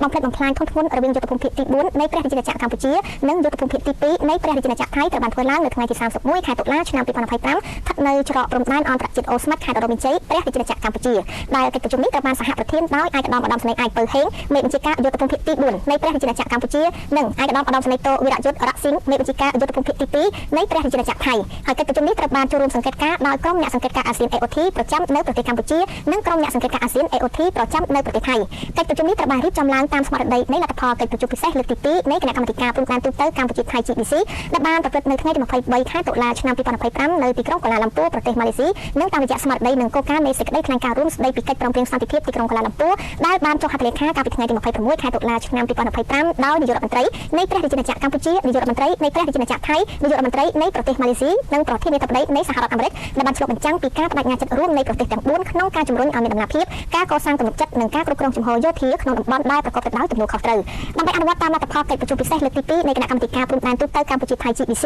និងសេចក្តីថ្លែងការណ៍រួមតាមរយៈការកែសម្រួលអាវុធធុនធ្ងន់ជាដំណាក់កាលនិងការសម្របសម្រួលវិធានការកសាងទំនុកចិត្តលើកកម្ពស់ការជឿទុកចិត្តគ្នានិងស្ថិរភាពគ្នានៅតាមព្រំដែនកម្ពុជាថៃភាគីទាំងពីរបានឯកភាពគ្នាដូចមានខាងក្រោមកភាគីទាំងពីរបានឯកភាពគ្នាលើចំណាត់ថ្នាក់សពវិវត្តជា3ប្រភេទនិងកំណត់និយមន័យដូចខាងក្រោមប្រភេទក Type A សំដៅទៅលើប្រព័ន្ធកម្មជឿវង MLRS ដែលមានកំណងបាញ់ចាប់ពី2ឡើងទៅប្រភេទខ Type B សំដៅទៅលើកំភ្លើងធំគ្រប់ប្រភេទដែលជាប្រភេទអូសសណ្ដោឬស្បែកចល័តដែលប្រើប្រាស់ក្បាលទ្រាប់105មីលីម៉ែត្រ122មីលីម៉ែត្រ130មីលីម៉ែត្រ152មីលីម៉ែត្រនិង155មីលីម៉ែត្រប្រភេទក Type C សំដៅទៅលើយុទ្ធបកប្រភេទពីសដែកជាពិសេសនោះគឺរថក្រោះប្រយុទ្ធ MBTS ដែលផ្ដល់នូវការការពារចល័តកម្លាំងបាញ់សង្គ្រប់និងការគ្រប់គ្រងផ្ទាល់ដល់កម្លាំងថ្មើរជើងខភាគីទាំងពីរបានបញ្ជាក់ជាថ្មីពីការបដិញ្ញាចិត្តរបស់ខ្លួនក្នុងការប្រកាន់ខ្ជាប់នៅការគ្រប់គ្នាទៅវិញទៅមកនិងការប្រកាន់ខ្ជាប់ពេញលេញនៅលទ្ធផលនៃកិច្ចប្រជុំពិសេសលើកទី2គណៈកម្មាធិការព្រំដែនទូតទៅកម្ពុជាថៃ GBC និងគោលការណ៍ដែលមានចែងក្នុងសេចក្តីថ្លែងការណ៍រួមស្តីពីកិច្ចព្រមព្រៀងសន្តិភាពទីក្រុងកូឡាឡាំពួរដែលបានចុះហត្ថលេខានៅថ្ងៃទី26ខែតុលាឆ្នាំ2025ក៏គឺភាគីទាំងពីរបានឯកភាពគ្នាក្នុងការកែសម្រួលជាដំណាក់កាលនៅអាវុធទាំង3ប្រភេទមានប្រភេទកខនិងកក្រោមការសង្កេតការណ៍និងការផ្ទៀងផ្ទាត់ផ្ទាល់របស់ក្រុមអ្នកសង្កេតការណ៍អាស៊ាន AOT ដែលអនុលោមទៅតាមផែនការសកម្មភាពដែលបានព្រមព្រៀងគ្នាខភាគីទាំងពីរឯកភាពគ្នាក្នុងការសម្របសម្រួលលើការផ្ទៀងផ្ទាត់ការចងក្រងឯកសារនិងការសង្កេតការណ៍ជាមួយនឹងក្រុមអ្នកសង្កេតការណ៍អាស៊ាន AOT ងភាគីទាំងពីរបានឯកភាពគ្នាចេញសេចក្តីប្រកាសព័ត៌មានដើម្បីជាការផ្ដល់ព័ត៌មានថ្មីៗអំពីវឌ្ឍនភាពនិងការផ្ទៀងផ្ទាត់ដំណើរការដកអាវុធសម្ដៅទៅលើនៅដំណាភាពគណនេយ្យភាពនិងទំនុកចិត្តជាសាធារណៈនៅក្នុងការអនុវត្តភាគីទាំងពីរឯកភាពគ្នាថាក្នុងករណីដែលភាគីណាមួយលាក់បាំងឬបំភាន់បរិមាណឬប្រភេទអាវុធសកម្មភាពបែបនេះត្រូវបានចាត់ទុកថាជាការកង្វះភាពស្មោះត្រង់ក្នុងការស្ដារប្រក្រតីភាពស្ថិរភាពនិងទំនាក់ទំនងគ្នាទៅវិញទៅមករវាងប្រទេសទាំងពីរគឺដំណើរការនៃការកែសម្រួលអាវុធបំផ្លិចបំផ្លាញធនធានស្ថិតក្នុងដំណាក់កាលទី1ត្រូវធ្វើឡើងក្នុងរយៈពេល3សប្តាហ៍ចាប់ពីថ្ងៃទី1ដល់ថ្ងៃទី21ខែវិច្ឆិកាឆ្នាំ2025ក្រោមការសង្កេតការណ៍និងផ្ទៀងផ្ទាត់ដោយក្រុមអ្នកសង្កេតការណ៍អាស៊ាន AOT កិច្ចប្រជុំមួយរបស់ក្រុមលេខាធិការដ្ឋាននៃគណៈកម្មាធិការព្រំដែនថ្នាក់យុទ្ធភូមិភាគកម្ពុជាថៃ OBC ស្តីពីការរៀបចំផែនការនិងការអនុវត្តលម្អិតនៃដំណាក់កាលទី2នឹងត្រូវធ្វើឡើងនៅថ្ងៃទី15ខែវិច្ឆិកាឆ្នាំ2025ក្រោមការសង្កេតការណ៍និងផ្ទៀងផ្ទាត់ដោយក្រុមអ្នកសង្កេតការណ៍អាស៊ាន AOT ហើយការកែសម្រួលអាវុធបំផ្លិចបំផ្លាញធនធានក្នុងដំណាក់កាលទី2គឺត្រូវធ្វើឡើងក្នុងរយៈពេល3សប្តាហ៍ចាប់ពីថ្ងៃទី22ខែវិច្ឆិកាដល់ថ្ងៃទី12ខែធ្នូឆ្នាំ2025ក្រោមការសង្កេតការណ៍និងផ្ទៀងផ្ទាត់ដោយក្រុមអ្នកសង្កេតការណ៍អាស៊ាន AOT គឺកិច្ចប្រជុំរបស់ក្រុមលេខាធិការដ្ឋាននៃគណៈកម្មាធិការព្រំដែនថ្នាក់យុទ្ធភូមិភាគកម្ពុជាថៃ OBC ស្តីពីការធ្វើរៀបចំផែនការនិងការអនុវត្តលម្អិតនៃដំណាក់កាលទី3ដែលនឹងត្រូវធ្វើឡើងក្នុងកាលវិច្ឆេទណាមួយដែលភាគីទាំងពីរបានឯកភាពគ្នាក្រោមការសង្កេតការណ៍និងផ្ទៀងផ្ទាត់ដោយក្រុមអ្នកសង្កេតការណ៍អាស៊ាន AOT ហើយការកែសម្រួលអាវុធបំផ្លិចបំផ្លាញធនធានក្នុងដំណាក់កាលទី3ត្រូវធ្វើឡើងក្នុងរយៈពេល3សប្តាហ៍គឺចាប់ពីថ្ងៃទី13ដល់ថ្ងៃទី31ខែធ្នូឆ្នាំ2025ក្រោមការសង្កេតការណ៍និងផ្ទៀងផ្ទាត់ដោយក្រុមអ្នកសង្កេតការណ៍អាស៊ាន AOT និងកិច្ចប្រជុំក្រុមលេខាធិការដ្ឋាននៃគណៈកម្មាធិការព្រំដែនថ្នាក់យុទ្ធភូមិភាគកម្ពុជាថៃ OBC អាចនឹងកត់ប្រជុំតាមរយៈប្រព័ន្ធអនឡាញដោយផ្ទាល់តាមការដោយផ្ទាល់ឬក៏តាមអនឡាញតាមការឯកភាពគ្នារវាងភាគីទាំងពីរដែលស្ថិតក្រោមការសង្កេតការណ៍និងផ្ទៀងផ្ទាត់ដោយក្រុមអ្នកសង្កេតការណ៍អាស៊ាន AOT ដើម្បីជាការធានាបាននូវការសម្របសម្រួលការពិគ្រោះយោបល់ទាន់ពេលវេលានិងការអនុវត្តប្រកបទៅដោយប្រសិទ្ធភាពតែទស្សនិកជនយើងឃើញថានៅពេលបន្តិចទៀតនេះទេគឺដល់វេលានៃការចាប់អនុវត្តនៅការកែសម្រួលនិងដកចាអាវុធយុទ្ធភកប្រភេទបំផ្លិចបំផ្លាញធនធានដែលស្ថិតក្នុងដំណាក់កាលទី1ដែលនឹងក្រោមការសង្កេតការណ៍ដោយក្រុមអ្នកសង្កេតការណ៍អាស៊ាននឹងចាប់ផ្ដើមនៅវេលាម៉ោង6:00នាទីល្ងាចពោលគឺបន្តិចទៀតនេះទេដែលស្ថិតក្នុងដំណាក់កាលដំណើរគ្នាជាមួយនឹងភាគីថៃហើយក៏ស្ថិតក្រោមការសង្កេតការណ៍និងផ្ទៀងផ្ទាត់ដោយក្រុមអ្នកសង្កេតការណ៍អាស៊ានទាំងខាងភាគីកម្ពុជានិងខាងភាគីថៃគឺមានការពិនិត្យផ្ទៀងផ្ទាត់គឺដូចគ្នាដើម្បីជាការចូលរួមអនុវត្តឲ្យបានម៉ឺងម៉ាត់ពេញលេញនិងមានប្រសិទ្ធភាពនៅសេចក្តីថ្លែងការណ៍រួមទីក្រុងកូឡាឡាំពួរដែលយើងបានចុះហត្ថលេខារួចហើយតាំងពីថ្ងៃទី26ខែតុលាឆ្នាំ2025ដែលកម្ពុជាយើងសង្ឃឹមយ៉ាងជឿជាក់មុតមមថាភាគីទាំងពីរនឹងអាចអនុវត្តដោយម៉ឺងម៉ាត់ពេញលេញប្រសិទ្ធភាពដើម្បីជាការលើកកម្ពស់សន្តិភាពស្ថិរភាពនិងការវិលត្រឡប់ទៅរកប្រក្រតីភាពឡើងវិ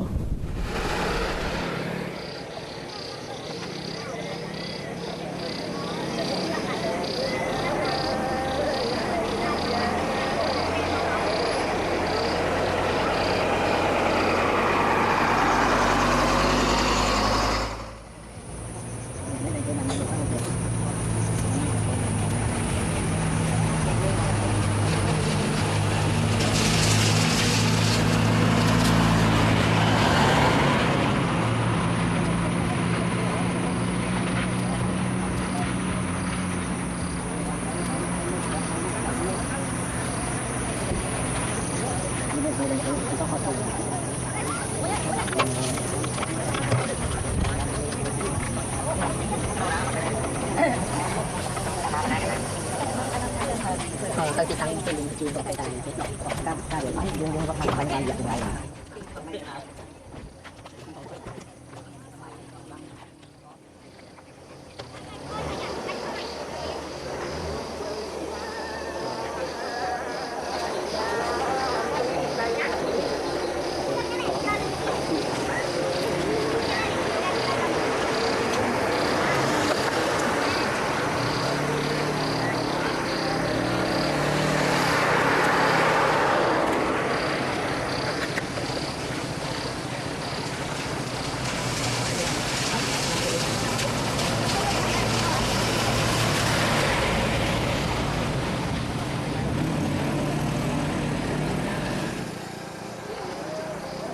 ยังเคยทำมันติดนี้คือหนึ่งเมียนการจับดามอนุวัตจากการสำรวจหนึ่งโดยอาวุธจากประเภทประเภทองค์การพ้นพัดขนมหนักที่มุ้ยปีตะวันจมูกตามบรรดาพรมได้กลางการเป็นนักเพียงตัวในสังเกตการโดยกรมสังเกตการอาเซียนในหางกับทางเอโอทีคือผู้รับดำเนินคดีแตงพิธีกัมพูชีในไทยเอากระทัดกลางการเป็นนักเพียงตัวปีจากสังเกตการอาเซียนของได้ดำไปจิตการช่วยร่วมอนุวัตบานเมืองมัดเป็นในหนึ่งมีประสิทธิภาพในสมัครใดในสกัดคลายการร่วมติดตรงกลาลัมพูประเทศมาเลเซียได้บานจงหัดเลขารุ่ยตัวท้ายการปิดการที่มาภัยตะมุ้ยขายตุลาชนามปีปอนภัยพร้ำได้เชียร์ปฏิการจากประวัติศาสตร์ประชาชนกัมพูชีบานเป็นตึงโรงจามประธานจังบ้านดังจังบ้านในสองสถิตภาพเป็นลิงก์อันใบยังอ้างโดยรับตัวเปราะในเพียบหลังវិញហើយក៏បន្តក្នុងការអភិវឌ្ឍប្រកបដោយចីរភាពផងដែរទូទាំងប្រជាជនចា៎ បាទហើយនេះគឺជារូបភាពមួយក្នុងការបោះជំហានដ៏វិជ្ជមានមួយក្នុងការចូលរួមចំណែកដល់កិច្ចខំប្រឹងប្រែងរួមជាមួយរបស់ប្រទេសទាំងពីរគឺប្រទេសកម្ពុជានិងថៃក្នុងការលើកកម្ពស់នៅសន្តិភាពស្ថិរភាពនិងការវិលត្រឡប់ទៅរកប្រកបដោយភាពឡើងវិញក្នុងពេលឆាប់ដល់ខ្លីខាងមុខនេះបាទហើយយើងក៏បានធ្វើការអរគុណទៅដល់ក្រុមអ្នកសង្កេតការណ៍ព្រោះយើងបានធ្វើការផ្សាយហើយពាក់ព័ន្ធជាមួយនឹងចំនួនតាំងពីដើមមករវាងកម្ពុជានិងថៃហើយក៏មានការចូលរួមពីក្រុមអ្នកសង្កេតការណ៍ជាច្រើនពីខាងអាស៊ានក្រុមអ្នកសង្កេតការណ៍គឺបានដាក់ទាំងសង្កេតការណ៍នៅក្នុងប្រទេសជាអ្នកកម្ពុជានិងដាក់សង្កេតការណ៍រួមជាមួយនឹងខាងប្រទេសថៃបាទហើយមួយវិញទៀត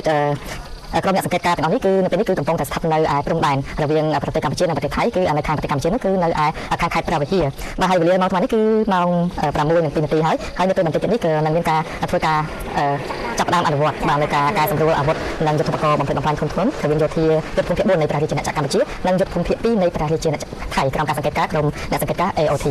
ចាទូទាំងប្រជាជនជាទីគោរពមុនពេលដំណើរការនៃការចាប់ផ្ដើមអនុវត្តនៅចាការកែសម្រួលនិងយុទ្ធសាស្ត្របំផ្លិចបំផ្លាញធនធានឆ្លៀតក្នុងឱកាសនេះនេះខ្ញុំក៏សូមជម្រាបជូនឡើងវិញនៅសេចក្តីប្រកាសព័ត៌មានរួមដែលបានធ្វើឡើងកាលពីថ្ងៃម្សិលមិញនេះគឺស្តីអំពីលទ្ធផលកិច្ចប្រជុំនៃគណៈកម្មាធិការព្រំដែនថ្នាក់យុទ្ធភូមិភាគកម្ពុជាថៃ OBC គឺសម្រាប់ការកែសម្រួលអាវុធនិងយុទ្ធសាស្ត្របំផ្លិចបំផ្លាញធនធានដែលធ្វើឡើងរវាងយុទ្ធភូមិភាគទី 4 នៃព្រះរាជាណាចក្រកម្ពុជានិងយុទ្ធភូមិភាគទី 2 នៃព្រះរាជាណាចក្រថៃដែលកិច្ចប្រជុំពិសេសនៃគណៈកម្មាធិការព្រំដែនថ្នាក់យុទ្ធភូមិភាគកម្ពុជាថៃ OBC សម្រាប់ការកែសម្រួលអាវុធនិងយុទ្ធសាស្ត្របំផ្លិចបំផ្លាញធនធានរវាងយុទ្ធភូមិភាគទី 4 នៃព្រះរាជាណាចក្រកម្ពុជានិងយុទ្ធភូមិភាគទី 2 នៃព្រះរាជាណាចក្រថៃគឺត្រូវបានធ្វើឡើងនៅថ្ងៃទី31ខែតុលាឆ្នាំ2025ម្សិលមិញនេះនៅច្រកព្រំដែនអន្តរជាតិអូស្មាត់ខេត្តឧត្តរមានជ័យព្រះរាជាណាចក្រកម្ពុជាដែលកិច្ចប្រជុំនេះត្រូវបានសហប្រធានដោយឯកឧត្តមឧត្តមស្នេហ៍ឯកពៅហេងមេបញ្ជាការយុទ្ធភូមិភាគទី 4 នៃព្រះរាជាណាចក្រកម្ពុជានិងឯកឧត្តមឧត្តមស្នេហ៍តូវីរយុទ្ធអរៈស៊ីងមេបញ្ជាការយុទ្ធភូមិភាគទី 2 នៃព្រះរាជាណាចក្រថៃដែលកិច្ចប្រជុំនេះត្រូវបានចូលរួមសង្កេតការណ៍ដោយក្រុមអ្នកសង្កេតការណ៍អាស៊ាន AOT ប្រចាំនៅប្រទេសកម្ពុជានិងក្រុមអ្នកសង្កេតការណ៍អាស៊ាន AOT ប្រចាំនៅប្រទេសថៃហើយកិច្ចប្រជុំនេះត្រូវបានរៀបចំឡើងតាមស្មារតីនៃលទ្ធផលកិច្ចប្រជុំពិសេសលើកទី 2 នៃគណៈកម្មាធិការព្រំដែនទូទៅកម្ពុជាថៃ GBC ដែលបានប្រព្រឹត្តទៅថ្ងៃទី 23 ខែតុលាឆ្នាំ2025នៅទីក្រុងកូឡាឡាំពូប្រទេសម៉ាឡេស៊ីនិងតាមរយៈស្មារតីនិងគោលការណ៍នៃសេចក្តីថ្លែងការណ៍រួមស្តីពីកិច្ចព្រមព្រៀងសន្តិភាពទីក្រុងកូឡាឡាំពូដែលបានចុះហត្ថលេខានៅថ្ងៃទី 26 ខែតុលាឆ្នាំ2025ដោយនាយករដ្ឋមន្ត្រីនៃព្រះរាជាណាចក្រកម្ពុជានាយករដ្ឋមន្ត្រីនៃព្រះរាជាណាចក្រថៃនាយករដ្ឋមន្ត្រីនៃប្រទេសម៉ាឡេស៊ីនិងប្រធានាធិបតីនៃសហរដ្ឋអាមេរិកដែលបានឆ្លុះបញ្ចាំងពីការបដិញ្ញាចិត្តរួមនៃប្រទេសទាំង 4 ក្នុងការជំរុញឲ្យមានដំណាភៀបការកសាងទំនុកចិត្តនិងការគ្រប់គ្រងជំហរយោធាក្នុងតំបន់ដែលប្រកបទៅដោយទំនួលខុសត្រូវហើយដើម្បីជាការអនុវត្តនៅលទ្ធផលកិច្ចប្រជុំពិសេសលើកទី 2 នៃគណៈកម្មាធិការព្រំដែនទូទៅកម្ពុជាថៃ GBC និងសេចក្តីថ្លែងការណ៍រួមតាមរយៈការកែសម្រួលអាវុធធនធានជាដំណាក់កាលនិងការសម្របសម្រួលវិធានការកសាងទំនុកចិត្តលើកកម្ពស់ការជឿទុកចិត្តគ្នានិងស្ថិរភាពគ្នានៅតាមព្រំដែនកម្ពុជាថៃភាគីទាំងពីរគឺបានឯកភាពមានដូចខាងក្រោមក៏ភាគីទាំងពីរបានឯកភាពគ្នាលើចំណាត់ថ្នាក់សព្វវិបុត្រជា3ប្រភេទនិងកំណត់និយមន័យដូចខាងក្រោមប្រភេទកគឺ Type A សំដៅទៅលើប្រព័ន្ធកម្មជ្រួតវង MLOS ដែលមានកណ្ដុងបាញ់ចាប់ពី2ឡើងទៅប្រភេទខ Type B សំដៅទៅលើកំភ្លើងធំគ្រប់ប្រភេទដែលជាប្រភេទអូសសណ្ដោឬស្វ័យចល័តដែលប្រើប្រាស់ក្បាលគ្រាប់ 105 មីលីម៉ែត្រ 122 មីលីម៉ែត្រ 130 មីលីម៉ែត្រ 152 មីលីម៉ែត្រនិង155 មីលីម៉ែត្រហើយប្រភេទកគឺ Type C សំដៅទៅលើយុទ្ធភកប្រភេទពីរដែកជាពិសេសនោះគឺរថក្រោះប្រយុទ្ធ MBTS ដែលផ្ដល់នូវការកាប់ពីចល័ត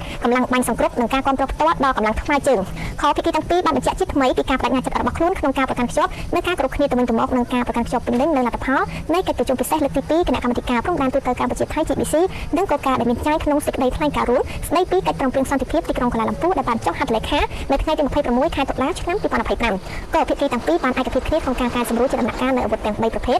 ក ខ និងកក្រោមការសង្កេតការណ៍និងការទៀងទាត់របស់ក្រុមអ្នកសង្កេតការណ៍អាស៊ាន AOT អនុលោមទៅតាមផែនការសកម្មភាពដែលបានព្រមព្រៀងគ្នាខភាគីទាំងពីរឯកភាពគ្នាក្នុងការសម្របសម្រួលលើការទៀងទាត់ការចងក្រងឯកសារនិងការសង្កេតការណ៍ជាមួយ នឹងក្រុមអ្នកសង្កេតការអាស៊ាន AOT ងភាគីទាំងពីរគឺបានឯកភាពគ្នាចេញសេចក្តីប្រកាសព័ត៌មានដើម្បីផ្ដល់ព័ត៌មានថ្មីៗអំពីវឌ្ឍនភាពនិងការផ្ទៀងផ្ទាត់ដំណើរការដកអាវុធសម្ដៅធានានូវដំណើរភាពគណនេយ្យភាពនិងទំនុកចិត្តសាធារណៈក្នុងការអនុវត្តចុះភាគីទាំងពីរឯកភាពគ្នាថាក្នុងករណីដែលភាគីណាមួយលាក់បាំងឬបង្ខំបរិមាណឬប្រភេទអាវុធសកម្មភាពបែបនេះត្រូវបានចាត់ទុកថាជាការកង្វះភាពស្មោះត្រង់ក្នុងការស្ដារប្រក្រតីភាពស្ថិរភាពនិងទំនាក់ទំនងគ្នាទៅវិញទៅមករវាងប្រទេសទាំងពីរឈរគឺដំណើរការនៃការកែសម្រួលអាវុធបំផ្លិចបំផ្លាញធនធានក្នុងដំណាក់កាលទី1ដែលត្រូវធ្វើឡើងក្នុងរយៈពេល3សប្តាហ៍ចាប់ពីថ្ងៃទី1ដល់ថ្ងៃទី21ខែវិច្ឆិកាឆ្នាំ2025គឺក្រោមការសង្កេតការណ៍និងផ្ទៀងផ្ទាត់ដោយក្រុមអ្នកសង្កេតការណ៍អាស៊ាន AOT ចូលគឺកិច្ចប្រជុំមួយរបស់ក្រុមលេខាធិការដ្ឋាននៃគណៈកម្មាធិការព្រំដែនថ្នាក់យុទ្ធភូមិភាគកម្ពុជាថៃ OBC ស្ដីពីការរៀបចំផែនការនិងការអនុវត្តលម្អិតនៃដំណាក់កាលទី2នឹងត្រូវធ្វើឡើងនៅថ្ងៃទី15ខែវិច្ឆិកាឆ្នាំ2025ក្រោមការសង្កេតការណ៍និងផ្ទៀងផ្ទាត់ដោយក្រុមអ្នកសង្កេតការណ៍អាស៊ាន AOT ហើយការកែសម្រួលអាវុធបំផ្លិចបំផ្លាញធនធាននៅក្នុងដំណាក់កាលទី2ត្រូវធ្វើឡើងក្នុងរយៈពេល3សប្តាហ៍ចាប់ពីថ្ងៃទី22ខែវិច្ឆិកាដល់ថ្ងៃទី12ខែធ្នូឆ្នាំ2025ក្រោមការសង្កេតការណ៍និងផ្ទៀងផ្ទាត់ដោយក្រុមអ្នកសង្កេតការណ៍អាស៊ាន AOT ឈរកិច្ចប្រជុំរបស់ក្រុមលេខាធិការដ្ឋាននៃគណៈកម្មាធិការព្រំដែនថ្នាក់យុទ្ធភូមិភាគកម្ពុជាថៃ OBC ស្ដីពីការរៀបចំផែនការនិងការអនុវត្តលម្អិតនៃដំណាក់កាលទី3នឹងត្រូវធ្វើឡើងក្នុងការបដិឆេទណាមួយដែលភាគីទាំងពីរបានឯកភាពគ្នាក្រោមការសង្កេតការណ៍និងផ្ទៀងផ្ទាត់ដោយក្រុមអ្នកសង្កេតការណ៍អាស៊ាន AOT ហើយការកែសម្រួលអាវុធបំផ្លិចបំផ្លាញធនធានក្នុងដំណាក់កាលទី3គឺត្រូវធ្វើឡើងក្នុងរយៈពេល3សប្តាហ៍ចាប់ពីថ្ងៃទី13ដល់ថ្ងៃទី31ខែធ្នូឆ្នាំ2025ក្រោមការសង្កេតការណ៍និងផ្ទៀងផ្ទាត់ដោយក្រុមអ្នកសង្កេតការណ៍អាស៊ាន AOT និងញគឺកិច្ចប្រជុំក្រុមលេខាធិការដ្ឋាននៃគណៈកម្មាធិការព្រំដែនថ្នាក់យុទ្ធភូមិភាគកម្ពុជាថៃ OBC អាចនឹងកោះប្រជុំតាមរយៈប្រព័ន្ធអនឡាញឬដោយផ្ទាល់តាមការឯកភាពគ្នារវាងភាគីទាំងពីរក្រោមការសង្កេតការណ៍និងផ្ទៀងផ្ទាត់ដោយក្រុមអ្នកសង្កេតការណ៍អាស៊ាន AOT ដើម្បីធានាបាននូវការសម្របសម្រួលការពិគ្រោះយោបល់ទាន់ពេលវេលានិងការអនុវត្តប្រកបទៅដោយប្រសិទ្ធភាពបាទអរគុណប្រធានទស្សនិកជនជាទីគោរពជាថ្មីម្ដងទៀតខ្ញុំបាទក៏សូមអានជូននៅសេចក្តីថ្លែងការណ៍រួមរបស់នាយករដ្ឋមន្ត្រីនៃព្រះរាជាណាចក្រកម្ពុជានិងនាយករដ្ឋមន្ត្រីនៃព្រះរាជាណាចក្រថៃស្តីពីលទ្ធផលនៃជំនួបរវាងនាយករដ្ឋមន្ត្រីទាំងពីរនៅឯទីក្រុងកូឡាឡាំពួរប្រទេសម៉ាឡេស៊ីយើងជានាយករដ្ឋមន្ត្រីនៃព្រះរាជាណាចក្រកម្ពុជានាយករដ្ឋមន្ត្រីនៃព្រះរាជាណាចក្រថៃនិងដោយមានប្រធានាធិបតីអាមេរិកនិងនាយករដ្ឋមន្ត្រីម៉ាឡេស៊ីធ្វើជាសាក្សីបន្ទាប់ពីបានជួបប្រជុំគ្នានៅទីក្រុងកូឡាឡាំពួរប្រទេសម៉ាឡេស៊ីនៅថ្ងៃទី26ខែតុលាឆ្នាំ2025សូមប្រកាសដូចខាងក្រោមនេះមួយយើងសូមបញ្ជាក់ជាថ្មីនៅការបដិញ្ញាចិត្តដ៏រឹងមាំចំពោះសន្តិភាពនិងសន្តិសុខរវាងប្រទេសយើងទាំងពីរដោយបានប្រកាសនៅក្នុងទីក្រុងពុត្ររាជយាប្រទេសម៉ាឡេស៊ីកាលពីថ្ងៃទី28ខែតុលាខែកក្កដា2025ហើយសូមគូបញ្ជាក់ជាថ្មីនៅការបដិញ្ញាចិត្តយ៉ាងមុតមមរបស់យើងចំពោះការជៀសវាងការគំរាមកំហែងប្រើប្រាស់កម្លាំងការដោះស្រាយចំនួនដោយសន្តិវិធីនិងការគោរពព្រំដែនអន្តរជាតិនិងច្បាប់អន្តរជាតិដើម្បីលើកកម្ពស់សន្តិភាពសន្តិសុខស្ថិរភាពនិងវិបលភាពនៅក្នុងតំបន់ដោយឈរលើមូលដ្ឋាននៃការគោរពឯករាជ្យអធិបតេយ្យសមភាពវឌ្ឍនភាពទឹកដីនិងអត្តសញ្ញាណជាតិទៅវិញទៅមករវាងប្រទេសទាំងពីរនៃយើងពីយើងសូមបញ្ជាក់ជាថ្មីនៅការបដិញ្ញាចិត្តមុតមមក្នុងការគោរពនិងអនុវត្តកិច្ចព្រមព្រៀងដែលភាគីទាំងពីរសម្រេចបាននៅក្នុងកិច្ចប្រជុំគណៈកម្មាធិការព្រំដែនទូទៅ3យើងបានចុះហត្ថលេខាលើលក្ខខណ្ឌយោងស្តីពីការបង្កើតក្រុមអ្នកសង្កេតការណ៍អាស៊ាន AOT ដែលមានសមត្ថភាពជាបុគ្គលិកមកពីរដ្ឋសមាជិកអាស៊ាននិងមានគោលបំណងធានាការអនុវត្តបទឈប់បាញ់ឲ្យបានពេញលេញនិងមានប្រសិទ្ធភាពយើងសូមអំពាវនាវដល់រដ្ឋសមាជិកអាស៊ានឲ្យផ្ដល់ការគាំទ្រសមស្របដើម្បីធានាថា AOT អាចសម្រេចគោលបំណងរបស់ខ្លួនបានដោយជោគជ័យ4បន្ថែមពីលើនេះយើងបានបដិញ្ញាចិត្តក្នុងការបន្ថយភាពតានតឹងស្ដារទំនុកចិត្តនិងទំនាក់ទំនងដែលផ្ដល់ផលប្រយោជន៍ទៅវិញទៅមករវាងប្រទេសទាំងពីរដើម្បីសម្រេចបាននិងពង្រឹងគោលបំណងទាំងអស់នេះយើងបានឯកភាពចំពោះជំហានដូចខាងក្រោមដើម្បីធានានូវការអនុវត្តបទឈប់បាញ់ឲ្យបានពេញលេញនិងមានប្រសិទ្ធភាពនិងស្ដារឡើងវិញនូវសន្តិភាពសន្តិសុខនិងស្ថិរភាពនៅតំបន់ព្រំដែនការអនុវត្តបន្ធូរបន្ថយភាពតានតឹងផ្នែកយោធាក្រោមការសង្កេតនិងផ្ទៀងផ្ទាត់របស់ AOT ដោយរួមបញ្ចូលទាំងការដកអាវុធនិងឧបករណ៍បំផ្លិចបំផ្លាញធនធានចេញពីព្រំដែននិងបញ្ជូនត្រឡប់ទៅទីតាំងលក្ខខណ្ឌយោធាឡើងវិញក្នុងប្រមាណនេះភាគីទាំងពីរនឹងចាត់តាំងក្រុមការងាររៀងៗខ្លួនដើម្បីពិភាក្សាគ្នាឈានទៅរៀបចំឲ្យបានសម្រេចនៅផែនការសកម្មភាពជាក់ស្ដែងនិងជាជំហានដែលនឹងត្រូវអនុវត្តក្រោមការសង្កេតរបស់ IOT ក្រុមអ្នកសង្កេតការណ៍អាស៊ានបណ្ដោះអាសន្នហើយបន្ទាប់មក AOT នៅពេលដែលយន្តការនេះត្រូវបានបង្កើតឡើងបន្ទាប់ពីការចុះហត្ថលេខាលើលក្ខខណ្ឌយោងជៀសវាងការចែកចាយនិងផ្សព្វផ្សាយព័ត៌មានមិនពិតការចោទប្រកាន់ការអះអាងដោយគ្មានភស្តុតាងនិងវោហារសាស្ត្រដែលបង្កគ្រោះថ្នាក់ទាំងតាមបណ្ដាញផ្លូវការរបស់រដ្ឋាភិបាលឬវេទិកាក្រៅផ្លូវការដើម្បីបន្ថយភាពតានតឹងកាត់បន្ថយសតិអារម្មណ៍អវិជ្ជមានរបស់សាធារណជននិងលើកកម្ពស់បរិយាកាសអំណោយផលដល់ការសន្ទនាដោយសន្តិវិធីឯកភាពលើការអនុវត្តដោយគ្មានបង្អែកបង្អង់និងយ៉ាងពេញលេញនៅវិធានការកសាងទំនុកចិត្តដើម្បីស្ដារនិងរក្សាទំនុកចិត្តការជឿទុកចិត្តគ្នាទៅវិញទៅមកនិងសន្តិភាពតាមបណ្ដាញព្រំដែនហើយដោះស្រាយទំនាស់ដោយសន្តិវិធីក្នុងស្មារតីជាអ្នកជិតខាងល្អមិត្តភាពនិងសាមគ្គីភាពព្រមទាំងធ្វើការឆ្ពោះទៅរកការស្ដារទំនាក់ទំនងការទូតរវាងប្រទេសទាំងពីរឡើងវិញសម្រាប់សម្រួលនិងអនុវត្តការបោះសម្អាតមីននៅតំបន់ព្រំដែនដោយបានព្រមព្រៀងគ្នាដោយគណៈកម្មាធិការព្រំដែនទូទៅដោយមិនប៉ះពាល់ដល់ការវាស់វែងនិងខណ្ឌសមាព្រំដែនគោករវាងប្រទេសទាំងពីរសម្ដៅការពារជីវិតជនស៊ីវិលនិងរួមចំណែកដល់ការអភិវឌ្ឍសេដ្ឋកិច្ចសង្គមបញ្ជាក់ឡើងវិញនូវការបដិញ្ញាចិត្តរបស់យើងក្នុងការដោះស្រាយបញ្ហាទំនាស់ព្រំដែននិងខណ្ឌសមាព្រំដែនតាមសន្តិវិធីនិងច្បាប់អន្តរជាតិដោយជៀសវាងការគំរាមកំហែងប្រើប្រាស់កម្លាំងឬទង្វើញុះញង់ហើយទទួលស្គាល់ថាគណៈកម្មាធិការព្រំដែនថ្នាក់ភូមិភាគគណៈកម្មាធិការព្រំដែនទូទៅនិងគណៈកម្មាធិការចម្រុះខណ្ឌសមាព្រំដែនគឺជាយន្តការទ្វេភាគីដែលមានអាណត្តិការងាររៀងៗខ្លួនសម្រាប់ធ្វើការដោះស្រាយបញ្ហាពាក់ព័ន្ធនឹងព្រំដែនតាមសន្តិវិធីដោយមានការសម្របសម្រួលជាមួយអភិបាលខេត្តនៅមូលដ្ឋានសម្ដៅគ្រប់គ្រងស្ថានភាពនៅនឹងកន្លែងក្នុងនោះរួមមានការដោះស្រាយបញ្ហានៃការចាត់ប្រកាន់ពីការទន្ទ្រានដីពីសំណាក់ភាគីណាមួយដែលអនុលោមទៅតាមលទ្ធផលនៃកិច្ចពិភាក្សារបស់គណៈកម្មការចម្រុះខណ្ឌសមាព្រំដែននិងការបញ្ឈប់នៅរាល់សកម្មភាពដែលពង្រីកវិសាលភាពចំនួននិងបង្កើនភាពតានតឹង5 នៅពេលអនុវត្តវិធានការដែលបានរៀបរាប់ខាងលើប្រកបដោយប្រសិទ្ធភាពភាគីទាំងពីរនឹងទទួលស្គាល់ថានឹងទទួលស្គាល់អរិយភាពសកម្មត្រូវបានបញ្ចប់លើពីនេះដើម្បីបង្ហាញពីបំណងប្រាថ្នារបស់ប្រទេសថៃក្នុងការលើកកម្ពស់ទំនុកចិត្តនិងការជឿទុកចិត្តគ្នាទៅវិញទៅមកប្រទេសថៃនឹងដោះលែងឆ្លើយសឹកដោយគ្មានបង្អែបង្អង់6យើងយល់ព្រមបង្កើនកិច្ចសហប្រតិបត្តិការចែករំលែកព័ត៌មាននិងកិច្ចខិតខំប្រឹងប្រែងផ្សព្វផ្សាយជាយុទ្ធសាស្ត្រព្រមទាំងពង្រឹងការគ្រប់គ្រងព្រំដែនដើម្បីទប់ស្កាត់និងបង្ក្រាបឧក្រិដ្ឋកម្មឆ្លងដែនដែលប៉ះពាល់ដល់ទាំងប្រជាពលរដ្ឋរបស់យើងទាំងពីរនិងសហគមន៍អន្តរជាតិជាទូទៅផងដែរ7យើងទទួលស្គាល់ពីភាពចាំបាច់ត្រូវកំណត់នៅមាគ៌ាសម្រាប់អនាគតដ៏ភ្លឺស្វាងមួយដែលបញ្ចប់ជំពាក់នៅចំណងចំនួនពីអតីតកាលរដ្ឋាភិបាលទាំងពីរបញ្ជាក់ជាថ្មីអំពីការបដិញ្ញាចិត្តក្នុងការដោះស្រាយចំនួនដោយសន្តិវិធីដោយគោរពយ៉ាងពេញលេញចំពោះច្បាប់អន្តរជាតិក៏ដូចជាសន្ធិសញ្ញានិងកិច្ចព្រមព្រៀងដែលមានស្រាប់លក្ខខណ្ឌទាំងអស់នេះត្រូវបានបង្កើតឡើងសម្រាប់ឲ្យប្រទេសយើងមើលឆ្ពោះទៅមុខហើយចាប់ផ្ដើមកសាងទំនាក់ទំនងជាអ្នកជិតខាងគ្នាឡើងវិញស្របតាមខ្លឹមសារនិងស្មារតីនៃធម្មនុញ្ញអង្គការសហប្រជាជាតិនិងគោលការណ៍ដែលមានចែងក្នុងធម្មនុញ្ញអាស៊ានស្តីពីការដោះស្រាយចំនួនដោយសន្តិវិធីដោយត្រួសត្រាយផ្លូវសម្រាប់ការចាប់ផ្ដើមនៅទំព័រថ្មីនៃសន្តិភាពនិងកិច្ចសហប្រតិបត្តិការរវាងប្រទេសទាំងពីរនៃយើង8យើងសូមសម្ដែងនៅទំនុកចិត្តថាកិច្ចប្រជុំនេះដែលមានវត្តមាននិងការគ្រប់គ្រងពីសំណាក់ប្រធានាធិបតីដូណាល់ត្រាំនៃសហរដ្ឋអាមេរិកនិងនាយករដ្ឋមន្ត្រីអានវ៉ាអ៊ីប្រាហ៊ីមនៃប្រទេសម៉ាឡេស៊ីគឺជាមូលដ្ឋានគ្រឹះដ៏រឹងមាំសម្រាប់ការគោរពគ្នាទៅវិញទៅមកនិងការជំរុញសន្តិភាពនៅក្នុងតំបន់យើងខ្ញុំសូមកត់សម្គាល់ដោយកត់សរសើរយ៉ាងជ្រាលជ្រៅបំផុតចំពោះការចូលរួមចំណែកយ៉ាងសំខាន់របស់ប្រធានាធិបតីសហរដ្ឋអាមេរិកក្នុងការជំរុញការស្ដារឡើងវិញនៅទំនាក់ទំនងទ្វេភាគីប្រកបដោយផ្លែផ្ការវាងព្រះរាជាណាចក្រកម្ពុជានិងព្រះរាជាណាចក្រថៃចាទូទាំងសិទ្ធិជនជាទីគោរពនិងជាទីមេត្រីនៅពេលថ្ងៃនេះគឺម៉ោង 6:17 នាទីហើយដែលបន្តិចនេះគឺនឹងមានការចាប់ផ្ដើមចាស់នឹងការអនុវត្តការកែសម្រួលអាវុធនិងយុទ្ធភ័ណ្ឌប្រភេទអំផ្លាញធនចេញពីចាស់តាមបណ្ដោយចំនួនព្រំដែនក្រោមការសង្កេតការណ៍ផ្ទាល់ដោយក្រុមអ្នកសង្កេតការណ៍អាស៊ាន AOT ដែលនេះគឺជាការធ្វើដំណើរគ្នាគឺរវាងភាគីកម្ពុជានិងថៃគឺនៅវេលាម៉ោងដូចគ្នាហើយក៏ស្ថិតក្រោមការសង្កេតការណ៍និងផ្ទាល់ដោយក្រុមអ្នកសង្កេតការណ៍អាស៊ានទាំងភាគីកម្ពុជានិងទាំងភាគីថៃផងដែរដើម្បីជាការចូលរួមអនុវត្តឲ្យបានម៉ឺងម៉ាត់ពេញលេញនិងមានប្រសិទ្ធភាពទៅលើសេចក្តីថ្លែងការណ៍រួមចាស់ទីក្រុងកាឡាឡាំពួរនៃប្រទេសម៉ាឡេស៊ីដែលបានចុះហត្ថលេខាកាលពីថ្ងៃទី26ខែតុលាឆ្នាំ2025កន្លងទៅទូទាំងនេះខ្ញុំក៏សូមរំលឹកឡើងវិញជាថ្មីនៅសំណេររបស់សម្ដេចអគ្គមហាសេនាបតីតេជោហ៊ុនសែនដែលបានសរសេរនៅលើទំព័រ Facebook ផ្លូវការបន្ទាប់ពីសេចក្តីថ្លែងការណ៍រួមទីក្រុងកាឡាឡាំពួរត្រូវបានចុះហត្ថលេខារួចរាល់នៅក្នុងសំណេរនោះសម្ដេចអគ្គមហាសេនាបតីតេជោហ៊ុនសែនក៏បានលើកឡើងថានេះជាការប្រមូលផលចាដកអធិកធននៃដើមរដូវចាយុទ្ធសាស្ត្រគឺស្ងាត់តែមិនស្ងៀមរបស់នាយករដ្ឋមន្ត្រីហ៊ុនម៉ាណែតតាមរយៈការចុះហត្ថលេខាលើកិច្ចព្រមព្រៀងសន្តិភាពរវាងកម្ពុជាថៃក្រោមការជួយរៀបចំរបស់នាយករដ្ឋមន្ត្រីម៉ាឡេស៊ីដែលជាប្រធានអាស៊ាននិងប្រធានាធិបតីអាមេរិកដូណាល់ត្រាំការរក្សាឲ្យបាននូវសន្តិភាពទាំងនៅទីក្នុងប្រទេសទាំ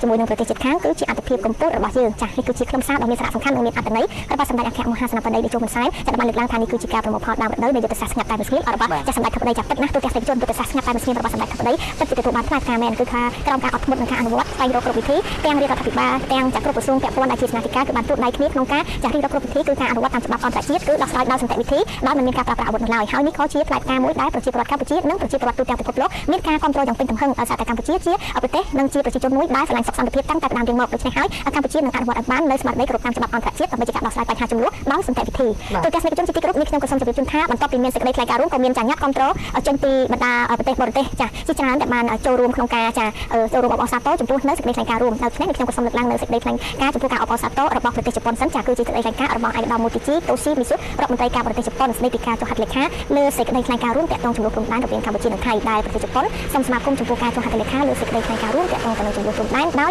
សម្ដេចមហាបវរធិបតីហ៊ុនម៉ាណែតនាយករដ្ឋមន្ត្រីនៃព្រះរាជាណាចក្រកម្ពុជានិងឯកឧត្តមអនុទានច័ន្ទវីរៈគ្រុលនាយករដ្ឋមន្ត្រីនៃព្រះរាជាណាចក្រថៃក្រោមវត្តមានរបស់ឯកឧត្តមតាណាជាត្រាំប្រធានាធិបតីសហរដ្ឋអាមេរិកនិងឯកឧត្តមដាតុសេរីអាន់វ៉ាប៊ីនអ៊ីប្រាហ៊ីមនាយករដ្ឋមន្ត្រីនៃប្រទេសម៉ាឡេស៊ីដែលបានធ្វើឡើងនៅប្រទេសម៉ាឡេស៊ីនាពេលថ្មីៗកន្លងទៅនេះហើយកិច្ចព្រមព្រៀងនេះគឺជាវឌ្ឍនភាពដ៏ជាក់ស្ដែងនិងច្បាស់លាស់នៃការជប់បាញ់ដែលបានសម្រេចកន្លងមករវាងប្រទេសកម្ពុជានិងថៃប្រទេសជប៉ុនសង្ឃឹមថាភាពតានតឹងរវាងប្រទេសទាំងពីរនឹងត្រូវបានបន្ធូរបន្ថយដោយសន្តិវិធីតាមរយៈការអនុវត្តដ៏ម៉ឺងម៉ាត់នៃកិច្ចព្រមព្រៀងនេះហើយក្នុងនោះប្រទេសជប៉ុនក៏សូមសម្ដែងនឹងការគោរពយ៉ាងជ្រាលជ្រៅចំពោះកិច្ចខំប្រឹងប្រែងការទូតរបស់សហរដ្ឋអាមេរិកនិងប្រទេសម៉ាឡេស៊ីដែលជាប្រធានអាស៊ានដែលបានខំបដិញ្ញាក្នុងការស្ថាបនាទំនុកចិត្តឡើងវិញរវាងប្រទេសទាំងពីរសម្ដៅឆ្ពោះទៅរកកិច្ចព្រមព្រៀងនេះហើយទី3នោះប្រទេសជប៉ុនក៏បានលើកឡើងអំពីភាពប្រសើរឡើងវិញនៃទំនាក់ទំនងរវាងប្រទេសកម្ពុជានិងថៃដែលមានសារៈសំខាន់ណាស់សម្រាប់ស្ថិរភាពនិងការអភិវឌ្ឍក្នុងតំបន់ទាំងមូលដែលក្នុងនេះរដ្ឋាភិបាលជប៉ុននឹងបន្តខិតខំប្រឹងប្រែងក្នុងការបន្ធូរបន្ថយភាពតានតឹងដោយសម្របសម្រួលជាមួយនឹងប្រទេសពាក់ព័ន្ធនានាដូចជាការផ្តល់សម្ភារៈដល់ប្រទេសម៉ាឡេស៊ីដែលដឹកនាំក្រុមអ្នកសង្កេតការបោះជុំបាញ់តាមរយៈជំនួយសន្តិសុខផ្លូវការ OSA របស់ប្រទេសជប៉ុនដោយឆ្ពោះទៅរកការរក្សានិងពង្រឹងសន្តិភាពរយៈពេលមធ្យមនិងវែងបាទអរគុណហើយនេះគឺជាការស្វាគមន៍ក៏ដូចជាការគ្រប់គ្រងចំពោះការចុះហត្ថលេខាទៅលើសេចក្តីថ្លែងការណ៍រួម